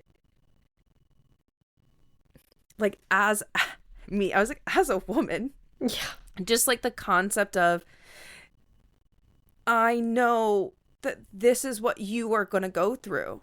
Mm-hmm. That this is the life that you are going to have. You're going to be chained to a fucking floor, and like, this is like how they're going to treat you. Yeah, like once she hits, I'm like, what, so 8 or 9? so sorry. Like it gets me choked up because I'm like, does. yeah, like It's like her being like, it hurts me to see you love him, and I'm like, it hurts so much. Like you're like it. Yeah, that's crazy. Because like she openly says it. She's like, it hurts me to see you love him, and she was like, he's not your father. And then she's like, she kind of goes into it, and she's like, if he could hear us. And if he could see us, he wouldn't need to sneak up on us and to see this. She openly says, like, she's like, from the child's perspective, Melanie says, oh, my mom starts rambling about things that I don't understand. She says that they can't work. If he asks me all of the time if this is what I say to them, they can't work. And she's looking in the corner. She's looking at the cameras around the house because he's told her that like he's constantly watching her, that he can hear everything, that like the cameras around like work and like he can hear what they're saying, you know, and like she's just like, oh, they can't work. And so like she's like starts telling her, you know, and she's like, hey, like this is gonna be really hard, but like I need you to go. I need you to pack a bag. I need you to do this. And like she's like, I need you to go and get me these things. And like she's like, I need you to pack a bag. And Melanie's like obviously confused. She's like, what's happening? Like, what am I gonna do? And she's like, and her mom is very detailed about this. She's like, go and get the backpack that he brought you that one time.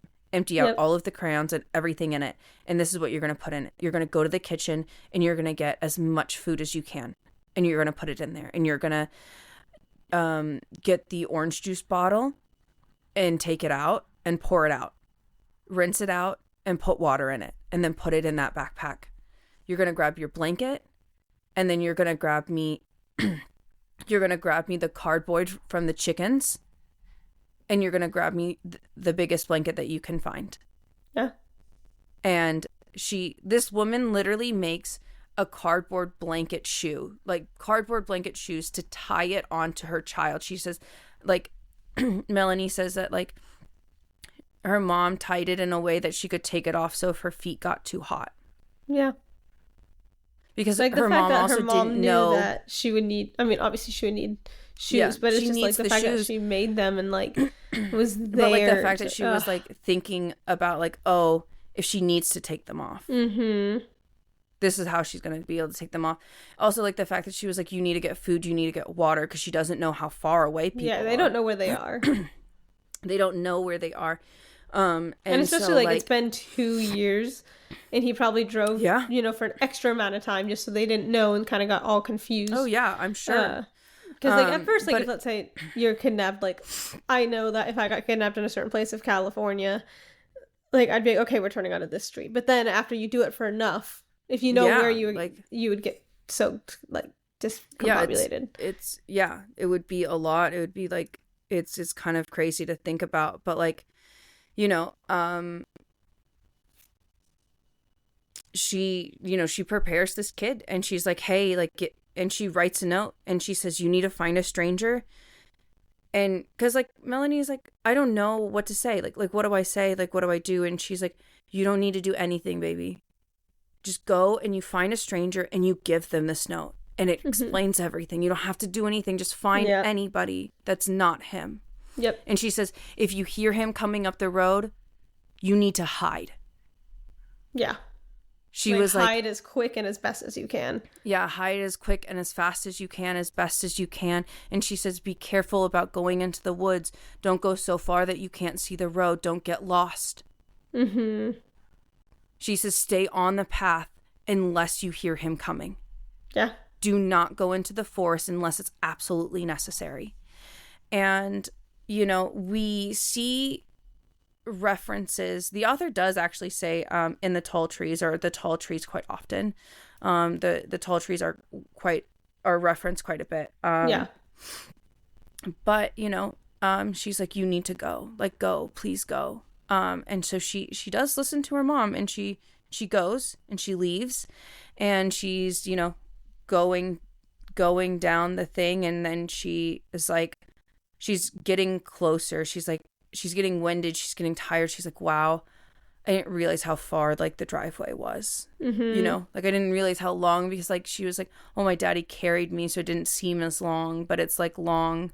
Yeah. And she's like, she finally gets to a point where she's like, I can hear it. I can hear the river. You know? I can hear the river. I can hear the trees. And then at that point, she does hear the truck. She does hear the truck, and she gets scared, and she runs into the woods. God, the way my heart was, like, pounding during this. I was like, Jesus Christ. I was like, and like, mind you, I listen to audiobooks. Oh, I know. I listen to audiobooks when I'm driving. This whole last so I'm section, like, I was like, God. I literally was just like, oh my God. And it's like, on a reread, you know what's going to happen, but it's still that whole fuck. Yeah. I need to breathe. Yeah. And, like, she goes and, like, she hides, and, like, she, like, hears, like, the truck pass into the thing, and she openly is, like, thinking to herself, what am I going to do? She openly was like, I wonder if he brought the bad man with him. Yeah. And I wonder if the bad man is going to try to come and get me. And then she openly, in her own mind, she's like, stop, no. Daddy is the bad man, and I hate him. Like, she really, and it's so sad because you see that, initial... And now we start seeing, like, the initial thoughts switch. The switch of, he is bad. My mama was never lying to me. He is a bad man. And then she also goes into the train of thought of, he is a bad man. Why would he hurt my mama like that? Yeah. Why would he hurt her like that? Yeah. And, like, you know, obviously from an adult perspective, we can say, like, conceptually, we understand why. Yep. You know, the sense of control, the lack of power, you know, the ability to feel big and strong and to do all of the things that our society has ingrained in young men to act like men. Yeah. And it is one of those things where it's like we are seeing, like, a very disgusting radicalization that can happen that is you know, once again, very uncomfortable to, like, to think about. Absolutely. Because it just is. This is also why I'm like, this is a more recent book. It came out in the middle of 2023. So that is when the rise of, like, Andrew Tate and everything was really, like, becoming a thing. He was there before, but it really started to become a thing. And so it's just so... Oh, God, it's hard because I don't personally know, hopefully, anyone that's done this, but it is, like, so close because of social media. It's close to, like, it's a lot easier, one, to spread these mindsets that this man has, but also to spread the knowledge of it, which is good, but also makes it a lot more, like, close to home when you read things like this because it's so ingrained in you. And it's just like, oh my God, like, it's disgusting. But then also it's like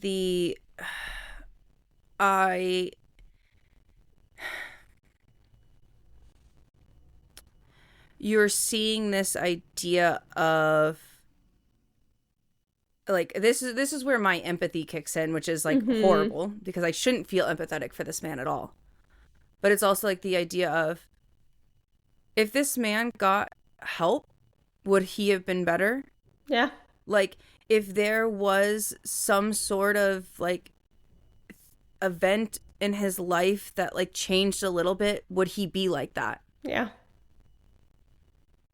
And, like, and that's the thing that, like, gets me, like, the most, because it's like I think I just have a very large, like, source of empathy in terms of, like, I'm not like, oh my gosh, I feel bad for him in a way, because I think that what he does is absolutely disgusting. So does my phone for my alarm for the... I know. Yeah, I think it's, like, absolutely disgusting, but also at the same time, it's like I said, it's that thought of, what if there was something that could have changed? Exactly. And that's, but then, like, I'm also like, he was able to live such a normal life. He does have a wife. Yeah. So, like... He does have kids. So if you went to therapy and stuff and, like, got help, would he have been able to... I just feel like my therapy is, like, kicking in, and I'm like... I know. It's like, it's not, like, guys, just therapy. It's a thing, and please go to it. But yes, I agree with you, because I also had the same thought when I was reading. I was like, oh, like, how would this have changed if he actually noticed his thought process and went and got help? Yeah. Like, would it be different if something, like, would have happened, you know? It's also, like, this also goes back to the idea of the patriarchy and women being conditioned to be so aware of men's feelings. Mm-hmm. Because it's also, like, this is also, like, why women are like, this is, like, one of the biggest things, like, about how, like, people challenge victims, and I think that it's absolutely disgusting, because it's why were you nice to them in the beginning? And it's the idea of that, if I'm nice to this person, maybe they won't hurt me. Yeah. And it's also the fact, like, that this is the fact that is, like, a normal thought that it's insane. Most women and people have is if I'm nice to this man, maybe he won't hurt me. Yeah. If I'm nice to this man, maybe he won't stab me. If I'm nice to this man, maybe he won't drug my drink. Mm-hmm. If I'm nice to this man, maybe he won't run me over in the fucking parking lot. Yeah. If I'm nice to this man, maybe he won't pull a gun out and fucking shoot me in my goddamn face. Yeah. In broad fucking daylight. Also. Like, it is just so insane that that's where this society has become, and it's just... And it's also, like...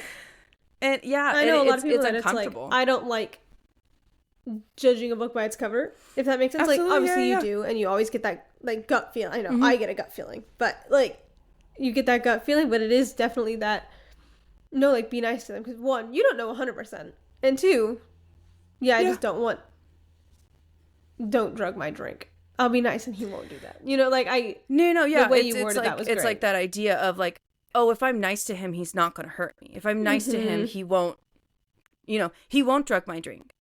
If I'm nice to him, he won't get mad and try to, like, assault me. Yep. If I'm nice to him, he won't try to shoot me in the face. Yeah. Women have this thought on a daily fucking basis. Living in any world, in any society, just constantly existing, it is,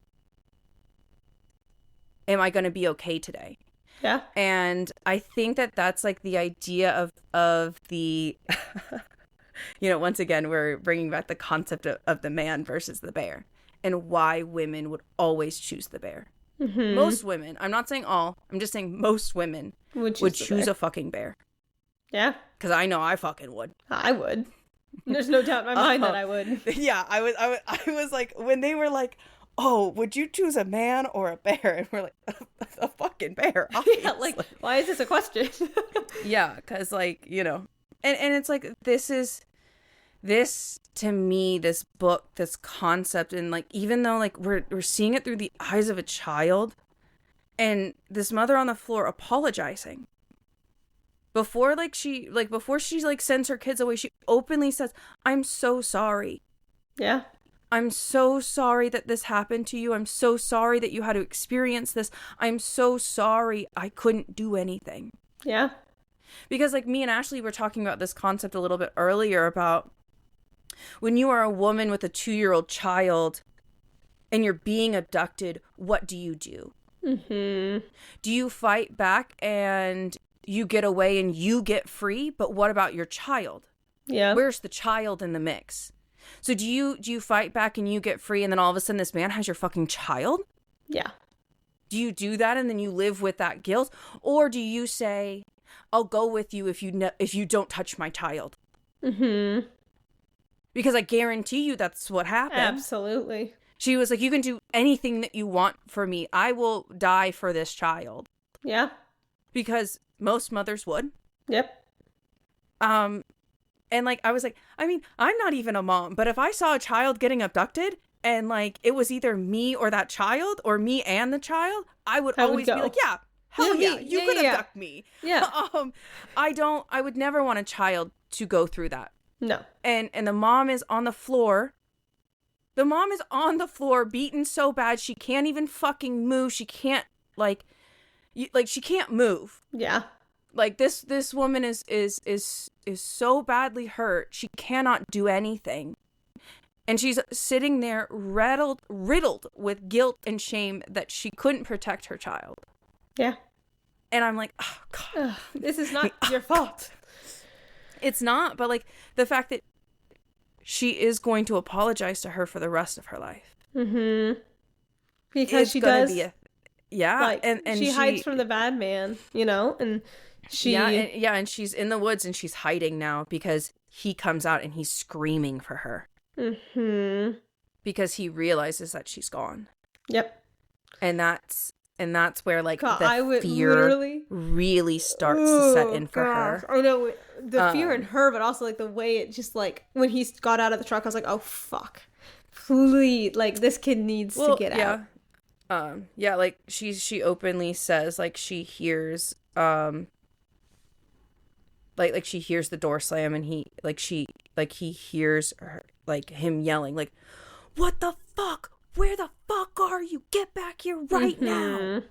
And he was like, you're gonna get hurt. And like he like starts changing his tactics. Really hard. Yep. Trying really hard. And like he's like going around and she gets scared and she just starts to run. She starts running in the woods because she's like, I can't let him find me. He's looking now. I can't let him find me. Yeah. And she's like running through the woods and she's like, I'm hearing like the rush of the river. I'm like, trying not to make sounds, and she like finds like a little hidey hole because she did stop and like she like obviously she's hungry, she's thirsty, and like she like finds like this little hidey hole in like her imaginary, because like she's also the way that the author writes how like children like try to like compartmentalize things. Yep. And she's it's like, very good. Oh, I had to like sit down and like pretend I was having a picnic. Mm-hmm. And I'm imagining my real papa here. It's so sad. And I'm having a picnic with him. Mm-hmm. And he tells me like, oh, like right here is the best spot because it's too small it's small enough for you, but it's too small for it, like the Batman to get in. Yeah.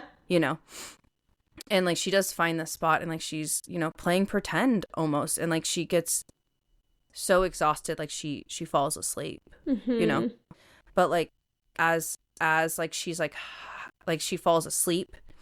And then like when she like wakes up, like her imaginary papa's like, you need to wake up right now. He's close. You need to wake up. Yeah. And like, he's like, I found your blanket that you dropped. Like, I know you're here. I know you're around. Like, I'm like, come on. Like, and like this was like one of the things where like, for me, it was so interesting how she picked up on that so quickly. As he says, your mama's really sick. She's going to die without you. You need to come back so that we can take your mama to the hospital. Because if you don't come out, your mother's going to die and it's going to be on you. Yeah. And that's your fault. And you don't want your mama to die, right? Mm-hmm. The guilt tripping and the manipulation, you don't want to be insane. the one that kills your mom. And I'm like, how dare you say that to a 4-year-old? That is your behavior disgusting. Is so unexcusable. Like, how could you, like, first of all, how could you even fucking say that in general? Number one. How could you, like, first of all, how could you even be this person? Because... And then to a 4-year-old. Yeah, and then to, like, a child that has no concept. And then she says in her brain, Daddy is the bad man. Mm-hmm. And he is a liar. And I know he is a liar because he said that he would never take us to a hospital. Yeah. Because he was like, if you, like, come out, like, we're going to take your mom to the hospital, but we can't go unless you are with us. Yeah. And, like, that's the thing.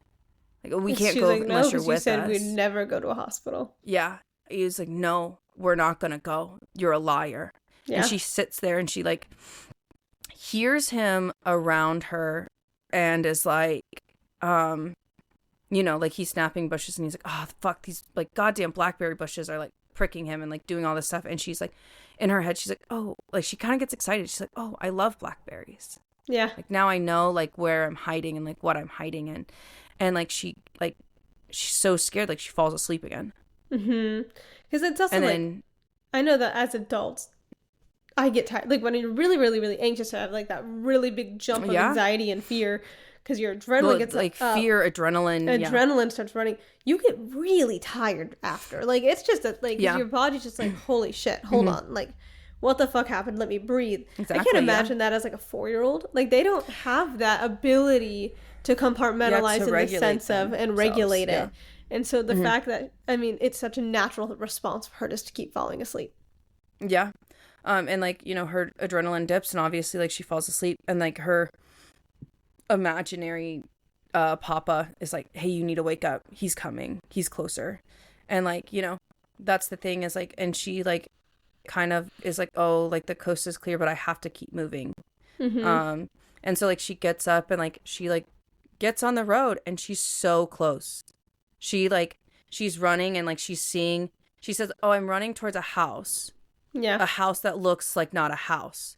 So it must be a store because she's never seen a store in her entire life. She only knows what stores look like through movies. Yeah. And her mom was trying to describe to her what a store was because her mom was like, you need to go to a house, a store, anything, a place like with people. And, you know, you see these people getting out of the car and like she's running from what I can only imagine this is how I imagine this setup happening. Okay. Gas station. Yep. Road going this way. Okay. Random dirt road other side. That's exactly how I imagine it. Road. That's exactly how I imagine it. Yes, that's how I imagine this. And she's like running down this hill and almost gets to the main road and she's screaming for help. This woman is this woman is getting out of her car, is looking concerned, and this little girl is yelling for help. Help me, help me, help me. He's going to kill her. He's going to kill my mama. He's going to hurt me. Help me, help me, help me. And it does take them a second to like do this. I mean, if I heard that, it would also take it. If I heard that, I'd be like, wait, what? Let me like. But then all of a sudden, you know, there's this man and he grabs her. He gets her. And like the bad man is like pulling her arm and is like pulling him. And, you know, this woman and this man get out of this car and this guy and this man like steps in and is like, hey, what are you doing with that kid, man? Mm-hmm. And like he's like dragging her away and like you can hear him being like, shut the fuck up. Like, don't say anything. Like, we're fine. Like, shut up. Like, shut up. And like is like yelling at Melanie to shut up. And she's constantly screaming like, help. He's going to hurt us. He's going to kill me. He's going to like kill my mom. Like, help. Like, we need help. Mm-hmm. And like she's fighting and she's like, you know, and like this little kid is like fighting and screaming and she's like, oh, I remember this one time when Petey got so like upset and mad that Daddy was holding him that like he threw himself back and he dropped her. Like, and he dropped him and she like keeps like throwing herself back and like he's like holding her. And then like the man is like chasing them now. Yeah. Like the other guy, like the good guy is the guy that got out of the car. Yeah. Gas station man and gas station woman. Yeah. Gas station man, gas station woman. The strangers are like now chasing after them. And this guy, like who's like holding Melanie, the bad man, ends up throwing her. He throws her against the car and says, fine, fuck you, do whatever the fuck you want. I hope you fucking die. And it's like that whole like concept of like that idea of like this man just throws her. My mouth just and I know what happened. I was like wow. Like the fact that he like flaps this kid against the car and she says that like it hurt. She was like, the sound that I made hitting the car was louder than the river around me. Mm-hmm. So like I can only imagine how hard this man fucking threw this kid. Yeah. Against a metal car. You know. And so and the woman and the woman and the man catch up to them, and like she's like grabbing the Melanie, and like she's like holding her, and she's like, is okay, and like Melanie is like, oh yeah, and the other man is like trying to stop Daddy from like getting in his car, and like you hear like the other man's like, hey man, like we already called the cops, like give it up, like stop, like don't do this, blah blah blah, and like, but actually like ends up like getting away and like being able to shut the door, and like drives up the driveway, and Melanie's like freaking out. She's like, he's gonna kill her, like he's gonna kill my daddy, like she's gonna like kill my mommy, like he's gonna kill her, and it's like one of those scenes where you're like, oh my god, yeah, like they finally got her like at like the very last second, and she's like, oh, like the cops are gonna come.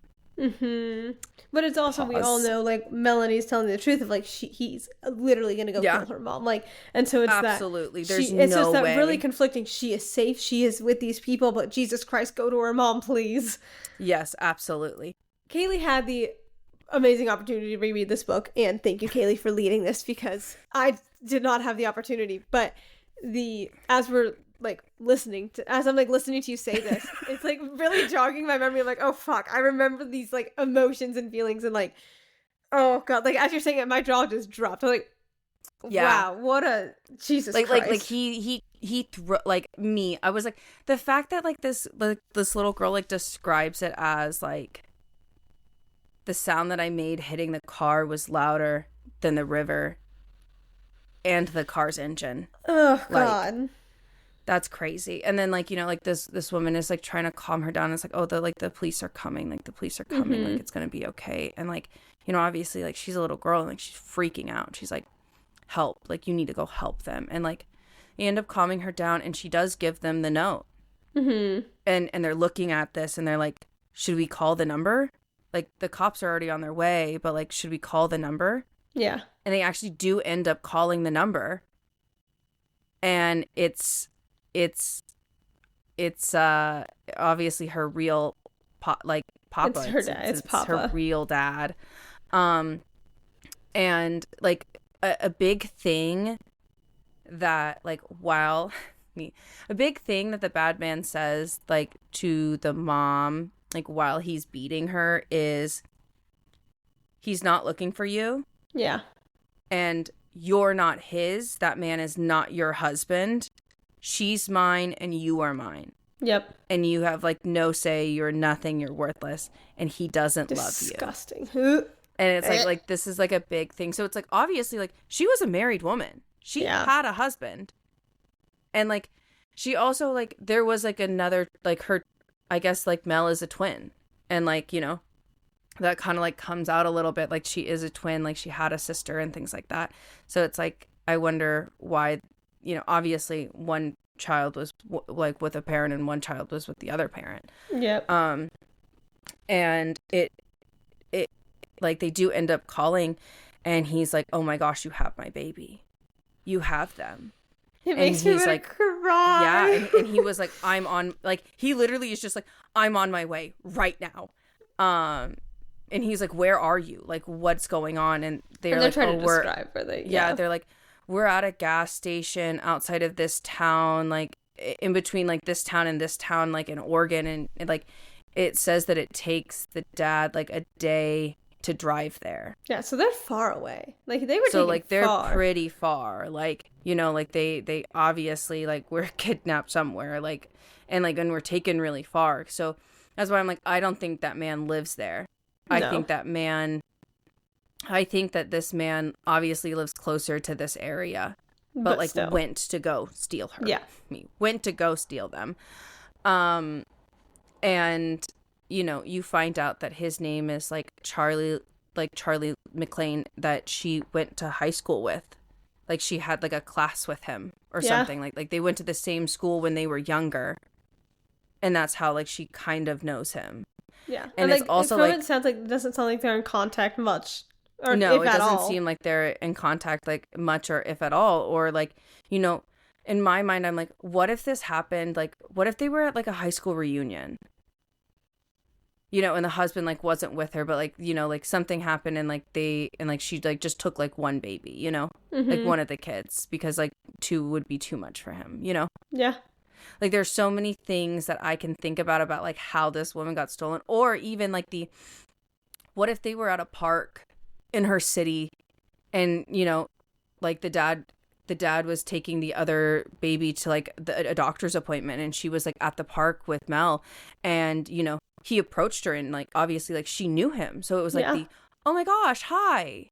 Yeah. Like, what are you doing here? What's going on? Like, I haven't seen you in ages.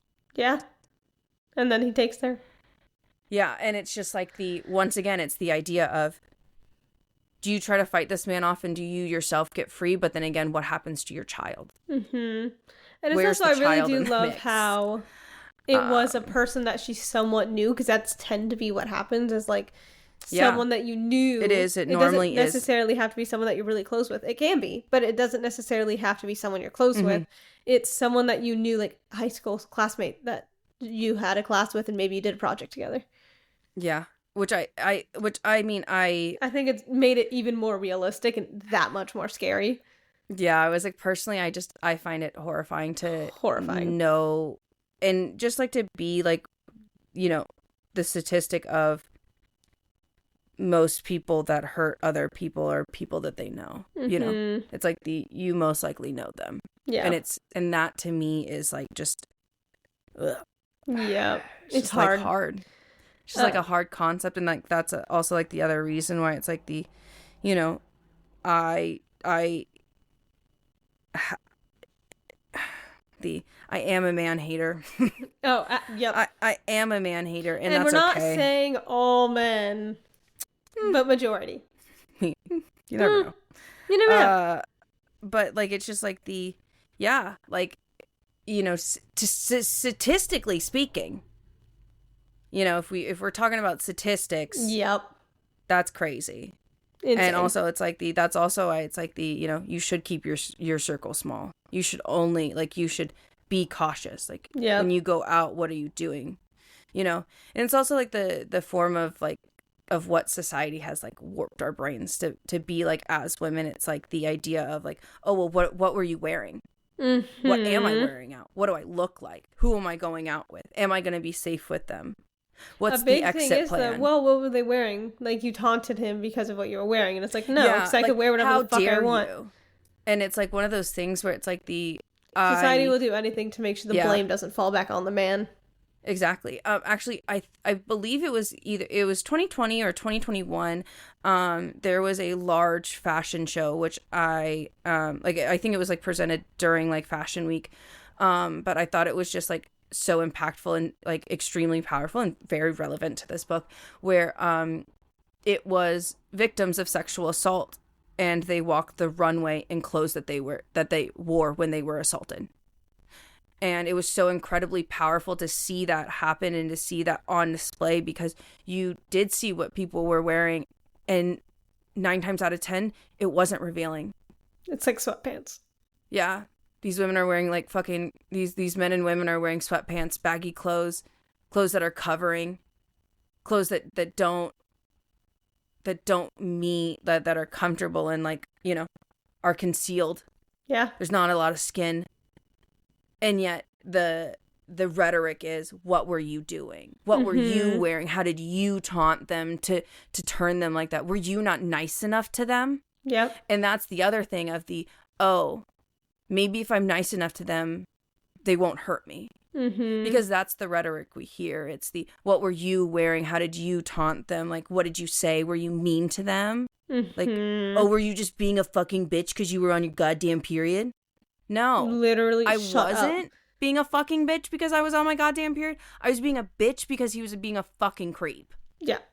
And like, that to me. So you haven't even seen me be a bitch yet.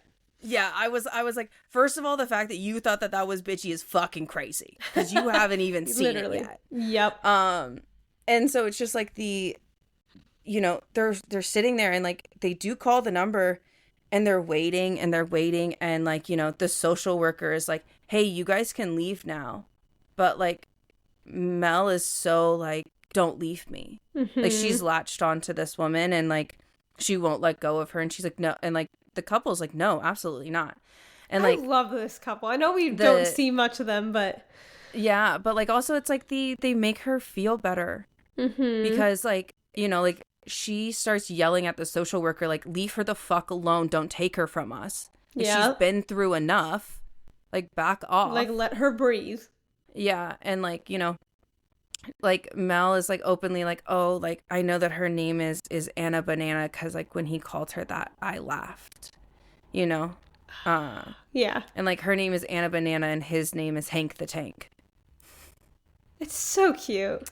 And like these are like little things that like a child latches onto that like makes her feel better because these people are trying as much as they possibly can in a horrible circumstance to like be like semi-normal with them, like to be like, oh, like it's okay, like have some, not like they were like, oh yeah, like they gave me some food to eat and I've never seen it, it's called nachos, you know. She's never had nachos before, and like they laughed because like she ate it so quickly and like she was like so like amazed at the flavor, you know. And you know, the ambulance, like the cops actually do arrest him. They arrest him. Shocking.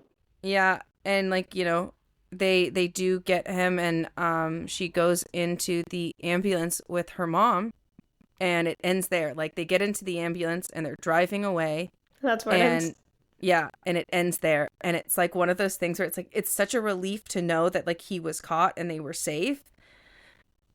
But it's also like when you think about it, like I still get really hold on, I still get really choked up. Like I've gotten choked up through this entire thing that I've been, like we've been doing this. But like it's the idea of like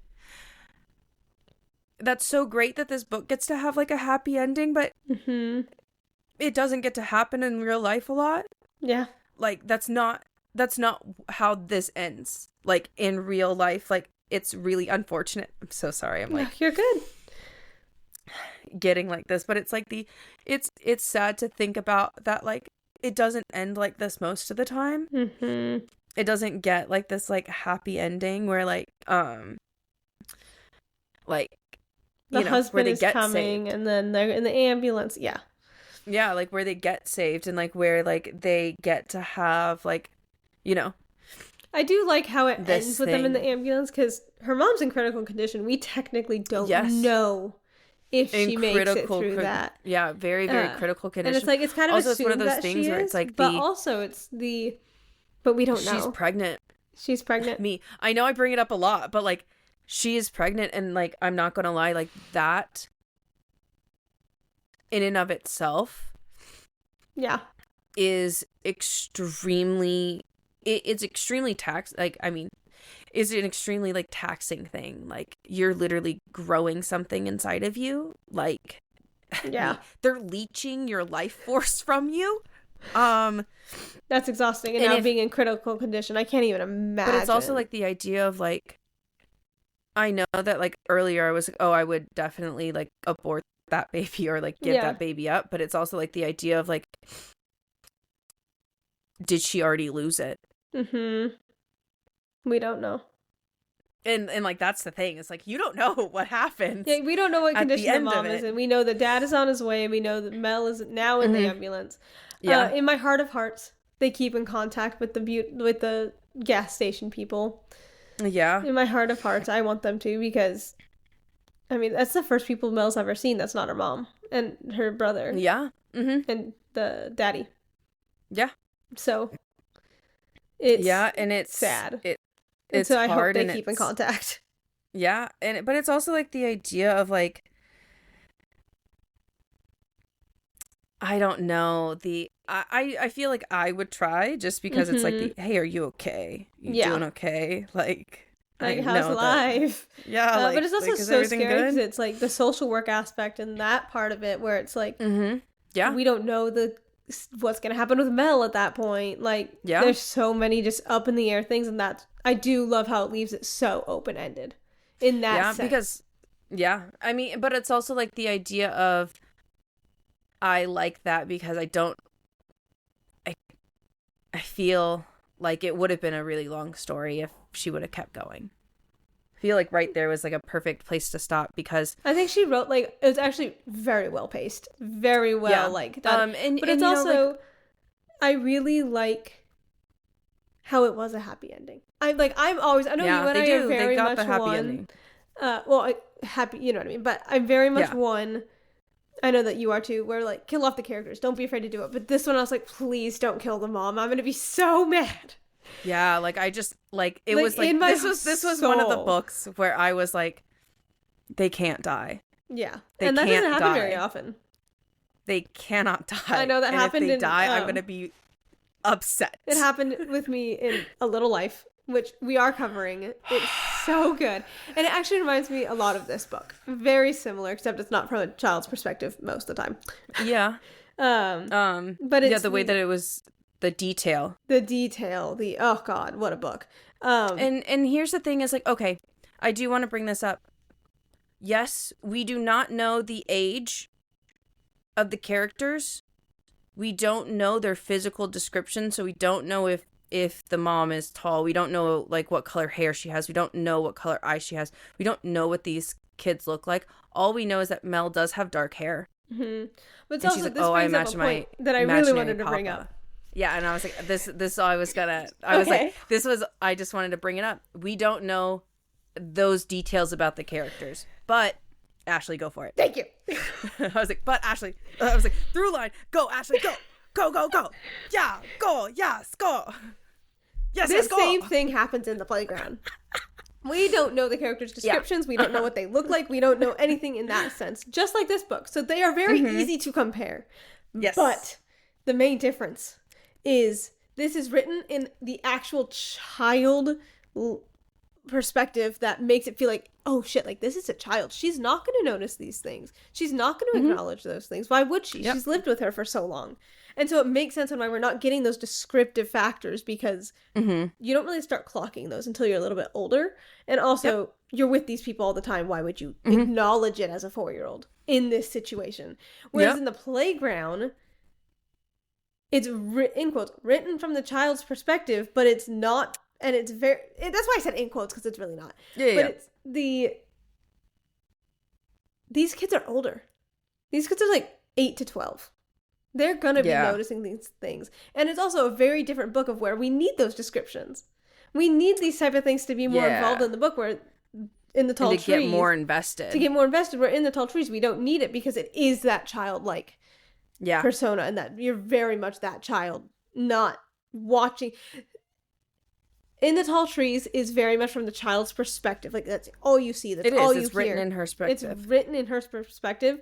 The playground is an omniscient view. You're seeing everybody, and yet you're not getting any descriptions. And also, this book, yes, it was written, but it was very much an adult book. I would not recommend it to a kid. But it's no. It's not written like The Magic Tree House. No. It's not written.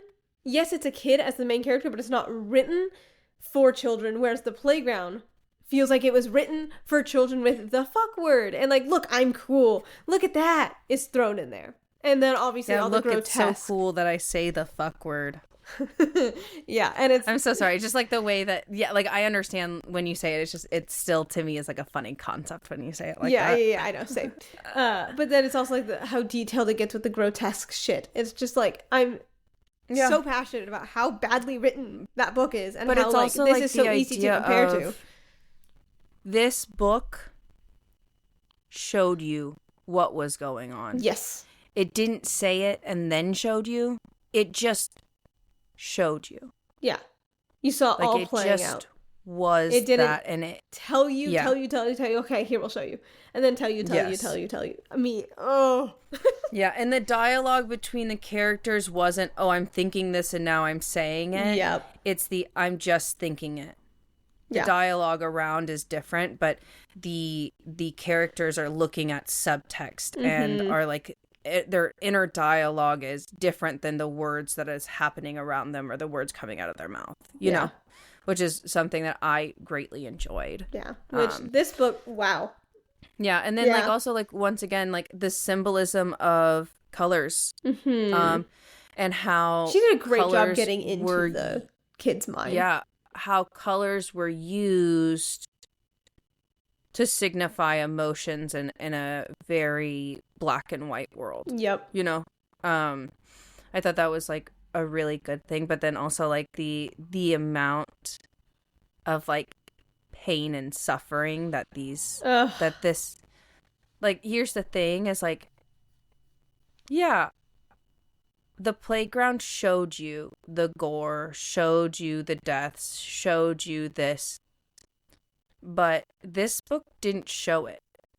You, as an adult reading this, and as a woman reading this, you know what happened. Mm-hmm. You know what happens when that door closes. Yep. And she's not with her mom, and her mom is left alone with that man. You know what happens. And I feel like that is what made that so much more impactful, is the fact that you didn't see it. Because a lot of times, I know I saw this one thing where it's like, the imagination is worse than, like, if you're telling something, maybe. Like, sometimes where it's like, there's a situation where, like, someone, it was a book, but someone was telling someone, like, hey, like, they sexually assaulted me. It was a lie. It was covering up something, but terrible. Never do that. Yeah, it was awful. Trust me, I got so mad. But they were covering up they're using sexual assault as a cover up, and this character's holding him, and he's like, well, what did they do to you? And then the character telling the lie just starts crying, because the imagination of what happened is a lot worse than what actually, like, what could have actually happened. And so I know this is going to sound crazy, but I think what actually happened is probably worse than what I'm imagining. Absolutely. I think in this book, I'm like, yeah, no, absolutely. I need it not to be as bad as it leaves your imagination, because you know what's happening. You know what's happening behind that closed door. So it's leaving your imagination to run wild about it, instead of just telling you, because it's scarier, because it's like, oh, what if this happened? This could have happened. This could, and it lets you spiral more than you seeing it and going, oh, fuck, that was a lot. Like, and that's just as it's impactful in a different way, but letting it be in your imagination just goes, oh my God, I can't even imagine, like, I don't even want to imagine it. And so and like, that's the thing, is it's like that's why I also thought like the quote unquote horror of this book was a lot more impactful, because you didn't see it. Exactly. And it's also, God, just the fear that, and it's also the fear was so real versus in the playground, where it was so like, oh my God, we're scared. Personified. Like this one, personified. It was a personification of fear. It was kind of odd. Like, sorry. It's kind of odd because, like, you know, when you think of personification, the definition is putting like human aspects onto inanimate objects. And so it's like, it's very interesting because the playground was a personification. Yes, these are people, but it's almost like they're playing at fear. Yes. They're playing at this. And so it's just good. But yeah, I'm very glad we got to cover this book, because this is just such a... Yeah, I was like, it's great. Honestly, for me, like, rating this book... I was going to say, what do you rate it? I loved it. I really, really liked it, and I would probably give it, like, an 8.5, 9. Yeah. I was like, I'm almost at a 9. I think I'm at a 9. Really loved it. And I think, like, as much as like I said, like, it's not like a traditional horror book in the terms of, oh my gosh, it's a ghost. You know, oh my gosh, it's like Paranormal Activity. It's this is a horrific book because it could be so real. Yep. And you know, obviously, like, it's like a very like true crime-esque book. Which I'm always down for. They're fun. Yes, always down for. But I was like, I honestly would rate it like an 8.5, 9. Yeah. For me, because I really loved it. The writing, and it was good. The narrator was absolutely amazing. You know, also like just the concept of the book and the way that it was written, it gave just enough and not enough all at the same time. Exactly. If that makes sense. It does. Like, I don't know if that makes any sense, but like it gave just enough, but also gave just not enough for it to be really so amazing. Impactful, yeah. And so impactful. And like, you know, I also feel like I have not read a lot of books written from a child's perspective that was as good. Yeah. Does that make sense? Yeah. Because, like, I feel like a lot of authors get lost in the concept of childlike wonderment in bad settings, and this was just enough. Where it was like, oh, this is really bad. Here's an imaginary friend, but we're scared together. Not like... Yes. Yeah. Mm-hmm. And, like, there's a lot to, like, think about, but, like, also, like, going back to the idea of this was a man that she knew, like, from her childhood, but the fact that this man is a part of a Facebook group. Oh, God. It makes it so much worse. This man is a part of a Facebook group that is connected to other men doing this across the country, and the fact that Mel already had somebody picked out for her. Disgusting. And in my mind, I'm like, where are these other men? Immediately. And also, how are people not realizing this is a Facebook group? Because if it's happening across states... That's true. Like, okay, like... It's gonna sound... I mean, this is how this is. This is how it fucking is. This is the reality of the situation. Women go missing all the time. Yep. Like, it's also like the idea of, oh, you can't technically report somebody missing. They don't count as missing unless they've been gone for 48 hours. Which is ridiculous. With no contact. So it's like even if you notice within like the first, like, 3 to 4 hours, which we all know is like a very important window. Because it can't be that far out yet. I shouldn't say that we should all know this, but like if you've watched anything, it's like one of those things where it's like that first couple hours is so important. Yeah, it's so incredibly crucial. Yeah. So it's like there's so many things, and then also like the fact that they cross state lines. Like, it makes it seem like if he was a day's drive away from where they were and where this house was, it seems like he crossed state lines to get them. I agree. And it's also just like the idea of like, it could also be like, somebody that but like, I don't think that they're catching these people because, obviously cross state lines. How would they know that there's a connection with them? Exactly. Like, and then also it's like and you're also not going to find that Facebook group unless you want to be a part of that Facebook group. Yeah. I feel like that's such a niche thing that like that wouldn't show up in your everyday feed. Unless you wanted it to show up in your everyday feed.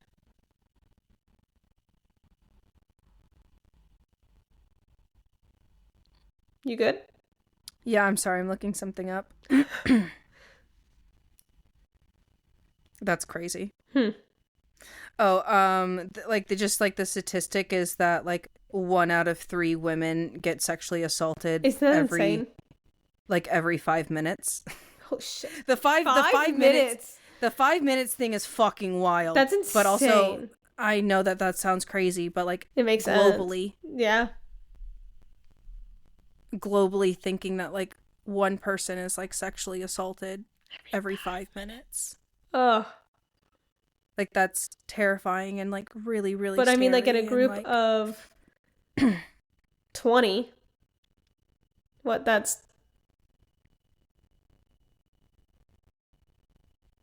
6, 7 women. Yeah. That's insane. I'm trying to think about like.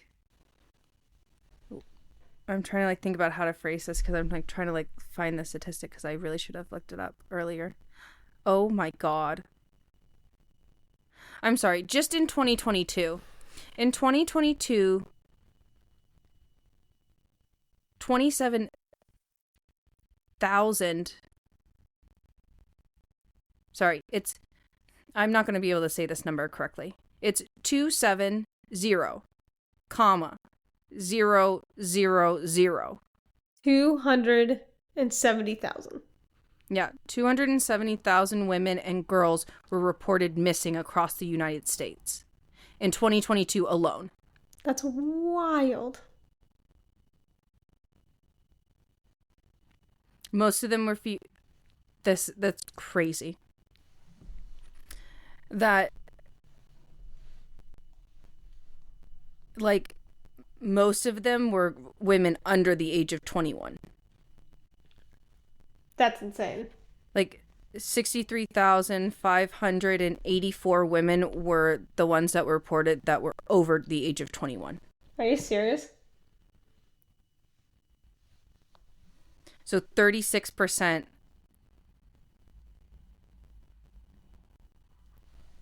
So it's interesting. So it's like technically only 14% of the female population of the United States. But that's 14%? I'm sorry, 14% in 1 year? That's a lot. I mean, so this is your PSA. Please don't steal and sexual assault women or people in general.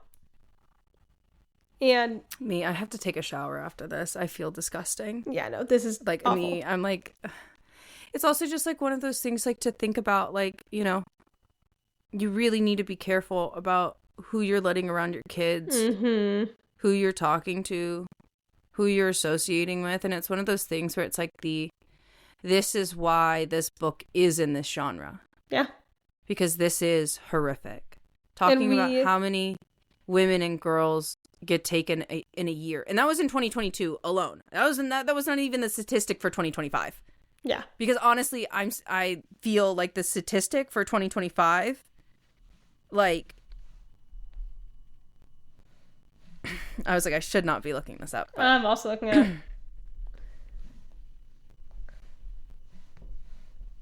Okay, I can't spell apparently.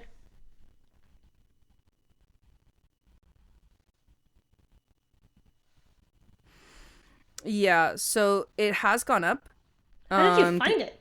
The annual report now has gone up for just missing individuals. So this is also including men as well. Is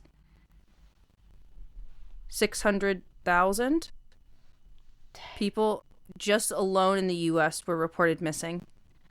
There are still active cases. So there is 87,000 active cases of missing women that are still active. Damn. But that's not including the inactive cases. Does that make sense? Yep.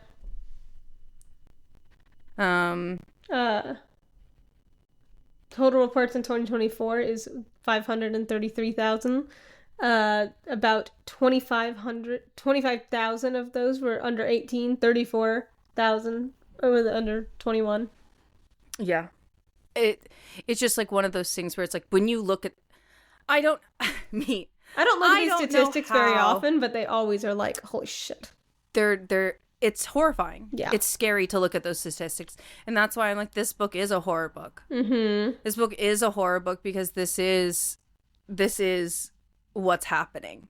Yeah. It's horrible because this is part of our reality. This is where we're living, which is, and it's only getting worse and more like our reality. Like this is just becoming only getting worse. And more than it already is. Yes. And it's getting worse. Mm-hmm. And it's getting worse because of the political climate and how impressionable people are. Mm-hmm. How impressionable and how closed-minded and how ignorant people are. And I know that sounds dismissive. Okay. About saying that these people are ignorant and closed-minded. But I don't know if dismissive is the right word. Okay. Judgy?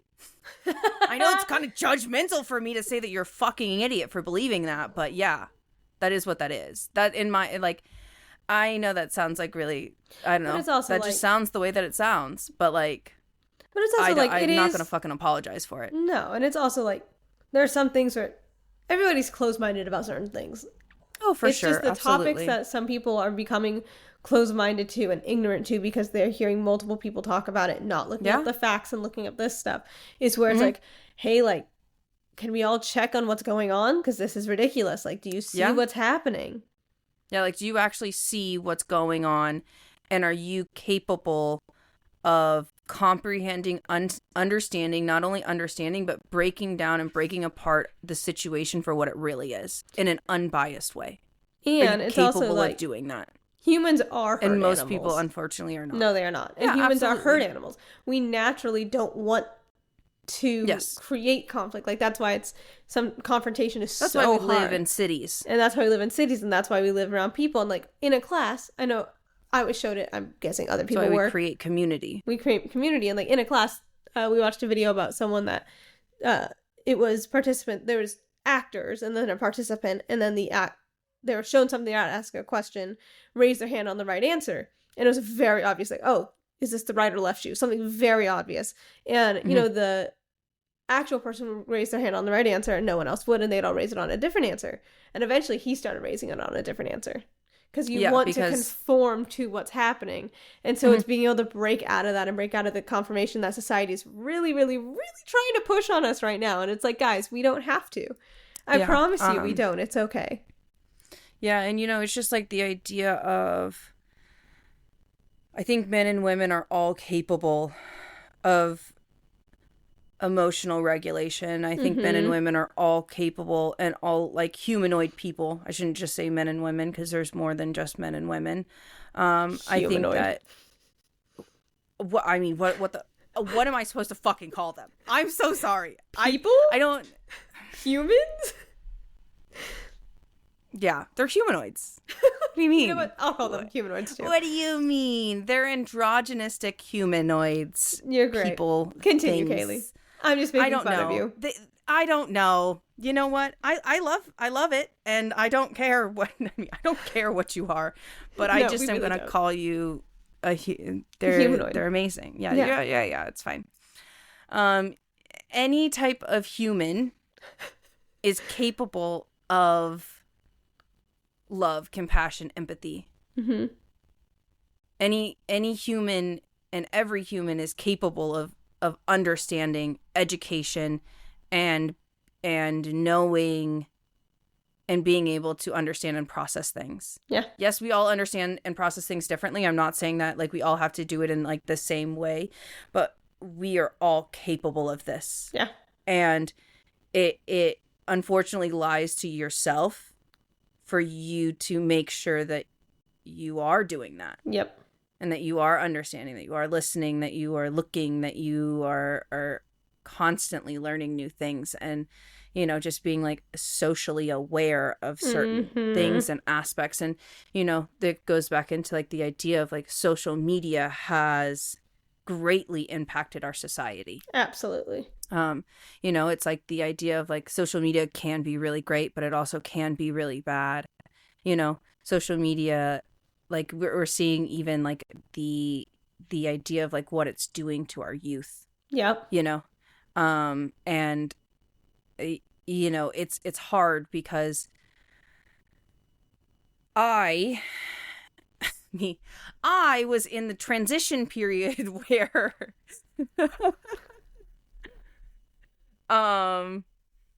where like the internet was like becoming a thing. MySpace was becoming a thing. Like we still had AOL and Messenger. Like it was just like a different time than it is now. And now I grew up at the very, very, very tail end of that. Like, yeah, because I didn't have like you could have been an iPad kid if your parents allowed you to be. Once I hit, how when is the age of iPad kids? Is that's like 10 years after me. That's not 10 years after you. That's crazy. I'm trying to think, because now we're all looking it up. When did iPad get started? Yeah, I was like, when were iPads made?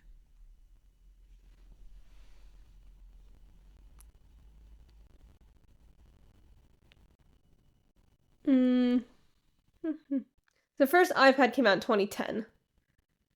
Okay.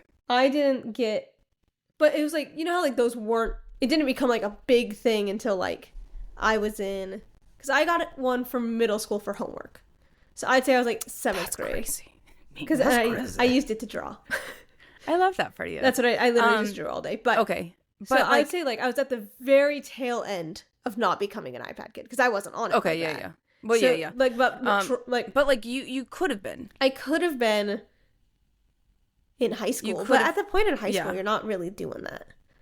So, I mean, I don't know. I don't know what kids do now. Not in high school. I know what I did, but I don't know what kids. I don't know in high school it was do. We were on our phones. Like TikTok just became a thing.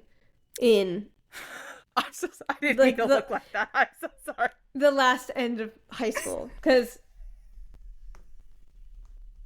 I'm so sorry. I did not mean to act that shocked. But good job. There are some things when you say things like that, and I'm like, because I remember Musical.ly. Then they became a thing in TikTok became it in 2018. Yeah. So I'd say it got popular. Sophomore, junior year of high school for me. Yeah. And so it's like I wasn't. That makes sense. I was like really at that tail end of. No, I grew up outside. I wasn't on technology. But like also it's like the thing of like you know like we're talking. Well, now we're talking about like what Gen Alpha or Gen X. What the fuck is their generation? There's Gen. Oh god, Gen Alpha's after me. Gen Beta is after that. Great. So like we're talking about like Gen Alpha, Gen Beta right now, like about like being iPad kids and like things like that, and like how their social media is really shaping them, because like Gen Z now is like for the most part are like adults and are over 21 now and like possibly having babies. Right? I don't think so. Wait, let me look. I don't know when Gen Z cuts off. I don't either. I'm looking it up. I don't know anything about generations, so I don't know, but like, you know, we're seeing like the rise of like in social media. 19. Fuck, why can't I say 1970? Oh my good god, 1997 to 2012. I was like, it's not 1979. That's crazy. No. 1997. You were a year off to 2012. Okay. So I was like, is Gen Z? Yeah, in the beginning of it. Yeah. So. So we could be in between 13 to 28. That's insane. Okay. Why is it so... Okay. Okay, well, whatever. We're seeing it at the tail end of Gen Z, I guess, because like if they're still in high school. They're still in middle school if they're 13. You don't start... You go into high school at 14. Okay. We had to do this math for the other episode the other day, so it's in my brain. As you can tell, I don't pay attention to kids' ages. So 14 to 29 as of 2026. Interesting. That's such an odd concept for me, but anyway. 29. Huh. But it's just like interesting because like, you know, like we're seeing like social media and like iPads and like things like that about how like they're like really changing the idea of the media that kids are consuming, you know? Like, and we're seeing a change in media in movies as well because attention span is getting worse. Because we could just swipe through things so quickly. It's a lot of shows they'll do something, but then they'll tell you about it. And like, oh, like, and I'm like, no, like let me figure it out. And it's why like, yeah, media literacy is. I won't say anything. Not... I'll keep my mouth shut here because you know what I'm supposed to say. I'll stop. Yeah, I'll stop. This is why I liked watching my show back that came out in 2014. Yeah, it's just one so of those different things. Yeah, it's different, and there's also like, I'm not gonna say like there's not good writing and there's not like good media and there's not good books out there, but also it's like the idea of this man found a group that thinks and acts like him. Mm-hmm. These men were scared that the world was ending and they wanted to make sure that they could still live and were self-sufficient, and so they were attempting to build communes, and they built a community. Yep. Online. Yep. And that's where I'm like, oh, this is where like social media and like contact and stuff like that is difficult, because it's great. It's really good. Like it spreads news and like truthful news and things like that. But it's also like the idea of, but it can also spread lies and hate and deceit, and it also preys upon vulnerable people, and it like preys upon like insecurity, and like that's like another thing like to bring up is like social media nowadays. Like, you know, we're looking at kids being like,